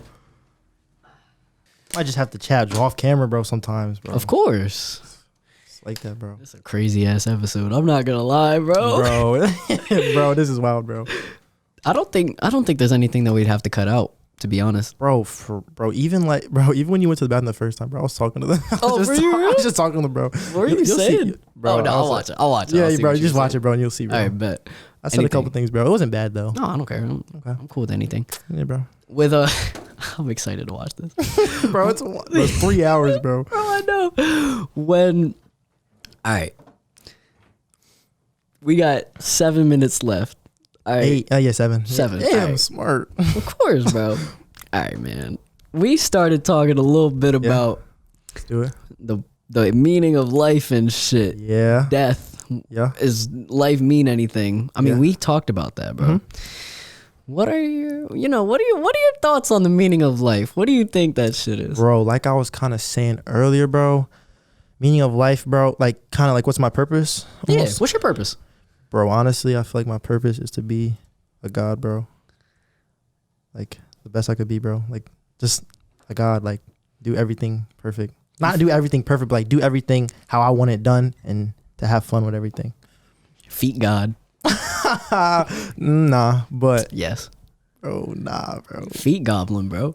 Goblin. Yes. Yes. Okay. I mean, Come cool, on. cool. I know Yeah. some stuff, but I'm A chilling, little bro. A little bit. Come on, bro. You know some stuff too, though, bro. I do know a little bit of stuff. I think we can bounce off. I think we can learn from each other. Bro, what? Exact opposite problem, bro. Oh the my opposite problem, bro. Like twice. Yes. Yeah, bro. That shit's crazy. It is what it is, bro. Bro, you don't even really realize till you actually have these conversations. Oh my God, I know. Bro, you like, bro. Before, like, if I first met you, bro, I would be like, I probably wouldn't have like thought I could have a conversation like this, but Mhm. yeah, bro. Told you. It's crazy, bro. It is Told you. Bro, it's the first dark episode too, bro. Yes. The debut, bro. The debut of the dark episodes. Debut episode, bro. I'm gonna have to keep doing this. I'm not gonna lie. Bro, you're gonna have to, bro. Yeah. Because Amazing, this opens up my third eye or something, bro. It's crazy, bro. Even if you do like I was saying, you could put some lights in here, bro. Make it a little. My God. Bro, you could really do that, bro. Mm-hmm. Or just get like a little, like one little strip. Could put it like Oh. one little strip, bro. LEDs. You could put it like right there, bro. You could just shut one of those lights off. It's just like a cool ass, bro. Even for Christmas, bro. Get some stuff up here, bro. Bro. Come on, man. Bro, 3 hours later, bro. Damn. Bro, that's Come on, wild, bro. That sucks. You know what? It's Crazy, cool, bro. though. It's all cool though. We had the dark episode. We had the dark we episode. gonna make up for it, bro. Yeah, we're gonna make up for it, bro. I'm obviously going to college end of August, University of Delaware. Mm-hmm. So what I'm thinking of doing is I'm setting up a podcast studio in my dorm room. Ooh. Yeah, yeah. Okay. But the thing is, I need to make sure that I have enough room, and I want to make sure that the backdrop is good. I want to make sure the podcast studio looks good. And at the same time, I think that what I'm going to do is make sure that the room is dark like this. Bro, that's a really good vibe, bro. I know. It's a really good vibe. Because I'm starting to realize I think that what I want to do is I want to be professional. So have professional equipment, but it doesn't have to always be professional conversations. And I feel like another thing is when stuff is normally dark, people more feel like, say if you're doing a podcast with someone, the lights are dimmed or lower, it more feels like it's more just y'all two. It's not really like these aren't here. It's just like y'all two talking. Yeah. So yeah, when I create that studio, That's gonna be lit, bro. definitely, bro. That's gonna be so lit, tough. bro. I know. The only problem is I'm gonna have to buy all this fucking equipment, Bro, though. yeah, that's gonna be one thing. But I mean, it's whatever. I mean, it's not bro. whatever, but it's whatever. It's gonna be Bro, something that I have we'll to see. do. we'll see how it goes, bro. I'll be watching. Of course. Watching, bro. Bro, I think that when I get to college is when this podcast is really gonna blow up, dude. Bro, for sure. If I might be cocky when I say this, but I mean, who else is 18 and has Bro. a podcast? That's what I'm saying, bro. But at the same time, doing what I'm doing, and Bro, you still got a whole another life, bro. Like, that's what I'm saying, bro. Like, know. bro, this is like, take this away, bro. You be busy. yeah, that's crazy. I'm still gonna be doing this in college, and people are gonna want to listen to college kids on campus, bro. Talk about their Bro, college go life. crazy, bro. You can go, even yours, bro. You gonna, bro. Oh, I know. College life is gonna be crazy for you, bro. And I know. You gonna have so much stuff to talk about. So much growth. For sure. Bro, oh my God, I'm so excited to listen to this podcast, dude. For real, Oh bro. my God, yes. Bro, wait till you see what I said, bro. Seriously? Yeah, bro, it's cool. It's some respect, bro. I bet. Let's go. I'm gonna keep it in then. Mm-hmm. Because usually I cut out when I go to the bathroom because people don't say anything. But if you said Okay, something, it's a cool like little like 10 seconds, bro. So All right, cool, You yeah. can just leave it in, bro. all right, yeah, See, I'm definitely we'll gonna see, keep it in. Shout out Box King. Shout out Box Cutter. Shout out Box King right here. Box King. Yup. My Robin. It's like, no. All right. I'm Spider cuz you're Spider Batman. Cuz? Yeah. Oh, you said, what was that, the Goblin something? Bro, you said Goblin something I was. Oh, you were the Goblin something, bro. Oh, And the no. Spider-Man. Oh, my God. Was it the feet goblin? Oh, the feet goblin. Goblin. The feet Yeah, goblin. the feet goblin. You the spider. Wait, I've got to be Spider something then if you're Spider feet cuz? goblin. That's good nicknames. Good respect. Of course. Have to pay respect to the wonderful nicknames that we have created. For sure. Respect. Anything that you would like to finish this episode with? Nah, bro. Thank you for having me, though. Thank you for hopping on, bro. This is For sure. by far one of the most entertaining podcasts. bro, it's going to be, bro. I love it, bro. Of course. All right. This is episode 14, I believe, of the Brandon Alper Experience. I love to have my guests hit the red button right there. Got if you, don't bro. mind. Love y'all. Be safe.